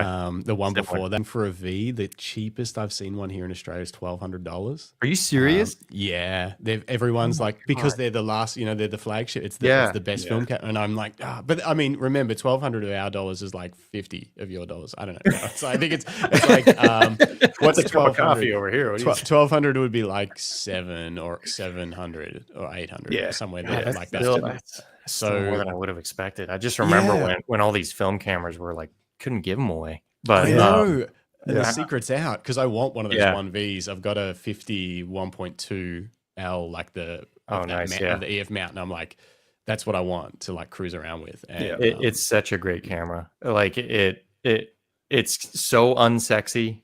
It is the unsexiest camera you'll ever have, but it is so functional. The autofocus is great, and like it's snappy, and the display and control layout is all very professionally oriented, so it's like there's nothing in the way. It's really, really nice. I have the 1V. I'm glad I held on to it, especially after hearing that those prices. But if you sell it, let me know. But like, so I have that, and then I have the power boost grip for it. Oh yes. So it's the 1VHS, which is insane because it uses 8 AA batteries and can shoot like 8 frames per second or 10 frames per second or something crazy. So you burn through like 4 seconds. So like it's wild. The thing just like it's a machine gun. It's really, really cool. But I bring that on these trips with my brothers, typically just with a 28 millimeter lens, and I just leave that on the whole time and shoot black and white. And they're some of my favorite photos ever because, of course, the photos of your life are your favorite photos ever, which is why I get so mad at myself for not being the guy that takes pictures. Like my wife and I even joke about it when we have no pictures of us on vacation. Like we both don't do that. And I like to hide behind the idea of like, well, I'm living in the moment, so I'm not taking pictures. But I don't know that that's really the reason. I just I'm not the type of person to take a quick photo and like, hey, maybe it'll turn out. Like I gotta like devote my all 100% to this one photo of a stupid building that I'm going to spend all night shooting. So, but I think maybe that's part of your appeal, is that you are prepared to slow down, you are prepared to stop and approach your craft and your art methodically, sometimes laboriously, but with purpose. And I think there's something really beautiful about that in a world where everywhere you look, there's a camera. Everyone carries one in their pocket. Everyone's snapping everything, but not really anything. Whereas you are actually photographing things. You're the one that's photographing something specific, something purposeful. And I think that's what people find compelling, because your videos aren't this run and gun, punch it out, get the shot. It's about and I thought about this last night watching the one with the Corona Bro, which I'll now fondly call it from here on. The Corona Bro video, it reminded me about the experience of photography. We eventually got to the end outcome of you shooting that previously, I can't remember, was it previously Denny's? Previously Denny's, and waiting for the moon to come up, and you were quite prepared just to make that. And you took some shots along the way, and you chose a better one. And the last one you did wasn't your favorite; it was the one before. And there was that whole approach, and I think that's what draws people to stick with your videos, because it's a completely different pace than we used to. I appreciate that. Yeah, sometimes I worry I'm a little too boring or too slow, but that is one of the comments I tend to get the most of, is they like my obsession with detail, I guess. So it's the only way I can think, so it doesn't feel like anything novel to me. It kind of feels like a burden sometimes, but I think with a lot of photography now, especially street photography being so popular and being such a big thing now, I think maybe there's not these slow obsessive stuff. Thank you for saying not boring at all. How do I pronounce Wofen Rumen? Had a good couple of questions earlier that I need to go back and track down. There were some questions earlier from them about your about finding style and changing styles that you've adapted your styles through the years, and do you have any advice for I think basically what they were asking, it's way back in the chat, I can't find it, for finding your own style, how photographers find their own style? Yeah, it's a tough one, because I would assume everyone's journey is a little bit different on that. But I would say just do the next thing, whatever your brain is telling you to do for the next thing. Like don't brush off an obsession. Because everything that I've put out on YouTube that people seem to value the most from me, there was a thought before of me thinking no one's going to get this, so there's no reason to do it. But then some of them I did. Like the Houston's Liquor video is probably the one where most people found me, at least earlier on in my YouTube. And that was a typical picture where I'm like, nobody's going to think this photo is anything worth shooting. Like no one's going to get it. Was my whole thought the whole time, but I just really wanted to shoot it. And that was one of those instincts that was easy to follow, because when I drove past it, it was an obsession that clicked on like very powerfully and very instantly. So like I saw it and I was just instant, need to shoot that. Like I have to shoot that. And that is the part of you to trust. After that, there were all the usual thoughts of like, no one's going to get it. It's not going to be worthwhile. And I'll never sell a print of it. It ended up being my most selling print, but no one's going to care about it. No one's going to want it. No one's going to understand it. All that came after. So it's the first knee-jerk instinct that you kind of, I've learned to try and trust. Like even this previously Taco Bell thing that I'm working on, like when I first had that thought driving past what used to be a Taco Bell and the idea hit me, I had that same excitement of like, okay, that's the project to pursue. That's awesome. Yeah. And then, all the thoughts came afterwards. No one's really going to get that. Is Taco Bell even everywhere? Does anyone even know what Taco Bell is? Like, who cares? Like all that kind of stuff. But I'm glad I stuck with pursuing it, because that's another one of those things where people are most excited about that book coming out or whatever. So you kind of have to trust those instincts. If you're relatively early in your photography career, you also have to accept that those instincts will be wrong a lot of the time. Mm-hmm. But you have to get them out of your system. Like you can't let them build up. Because like a lot of the pictures I took in the beginning, which I thought like, oh yeah, everyone's going to love this, they're some of the hackiest photos you can imagine. I look back on it and I'm like, dude, thank God YouTube wasn't around then, because if I was sharing these on YouTube at the time, I would have gotten torn down, and rightfully so. So it's tough in the beginning because your instincts will be wrong on some things, but you just have to keep pursuing them, and then you have to get them out of your system. So whether that's fully making, like whether that's actually pursuing it or just putting a period on it, like, nah, never mind. Like just get it out of your system so that your brain can move on to the next thing. Because I have had projects like that where I get real excited about it, and then I maybe try it once and it's not really feeling right. And then you have to really make that hard decision of like, nah, that's done. No. And then you move on. But it takes time. It takes a lot of patience where he's going to be, and it does tend to take a while. But and you've also got a lifetime of mistakes to learn from ahead of you. Yeah, absolutely. And that can change your path as well. Yeah, it's still evolving. I'm nowhere near developed, like period. I'm done. It's still evolving, and that's the excitement of it. I hope I don't reach the pinnacle of my work anytime soon. I want more to pursue later, and that's really the fun of photography, as everybody knows, is like the next photo. So as long as I have another photo to chase, then I think I'm going to continue pursuing it. So that pursuit of style, I understand the urge to try and steer it, because I do that and I have done that, but it'll find you. You just have to kind of listen, to what your instincts are. Sage advice. I love that advice, because there's a couple of things at the moment that I want to pursue, and I've been holding back on them because they cost money. And now I'm like, cool, Nick said I should just go for it. I should definitely get a camera converted to full spectrum so I can do infrared. Right. Nick said if you've been thinking about it, you just got to do it. So I'll do that. It's in your best mental health. You have to. Exactly. He gave me permission, he said.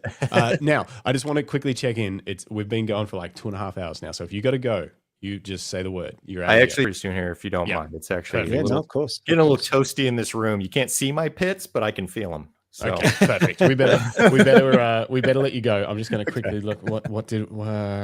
That's a big topic. Just while you're doing that, I just want to remind everyone, because we've got a lot of new viewers today. Nick's brought some of his crew with him from Orange County, perhaps. But if you are new to the Camera Life podcast, we do this twice a week, every week. We go live every Thursday morning, 9 a.m. Australian Eastern Time. So you'll have to do the math or the conversion for your time zone. And we interview an amazing photographer. We learn about their craft, their history, their inspirations, and what they're working on these days. But we also go live every Monday evening, 7:30 p.m.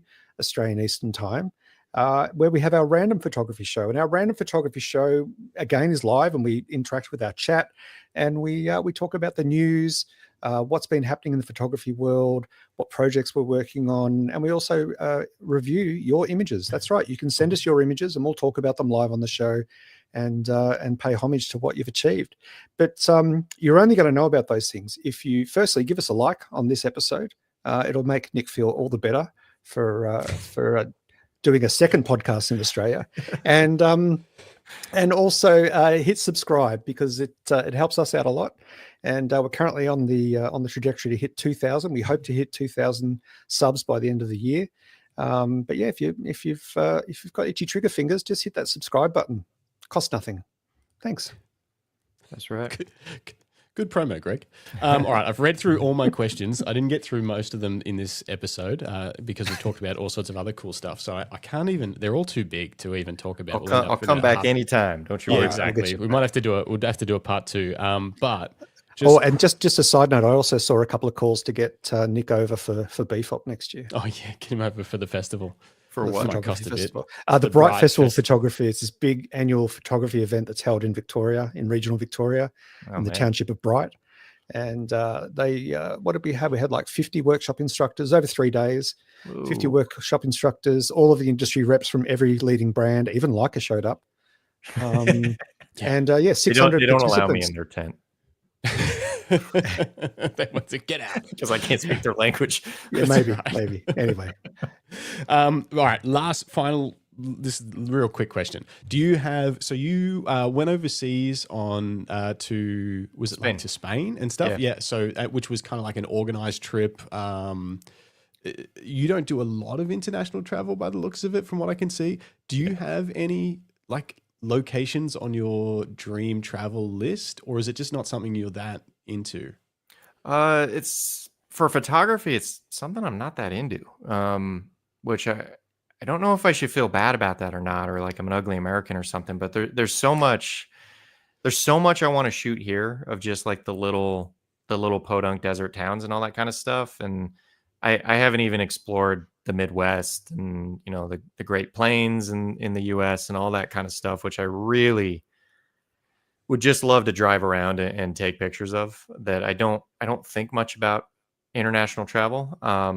For recreation, there's definitely places I want to go. I'd love to go to Ireland and Scotland, and I really loved England when I went there with my wife, and all the usuals. I'd love to see all that. I get pretty turned off by tourist destinations, which I'm sure a lot of people do, but like I want to see those things. I would love to see the Colosseum, but I don't want to deal with the crowds, so I just got to settle for like, Google it, get a good look.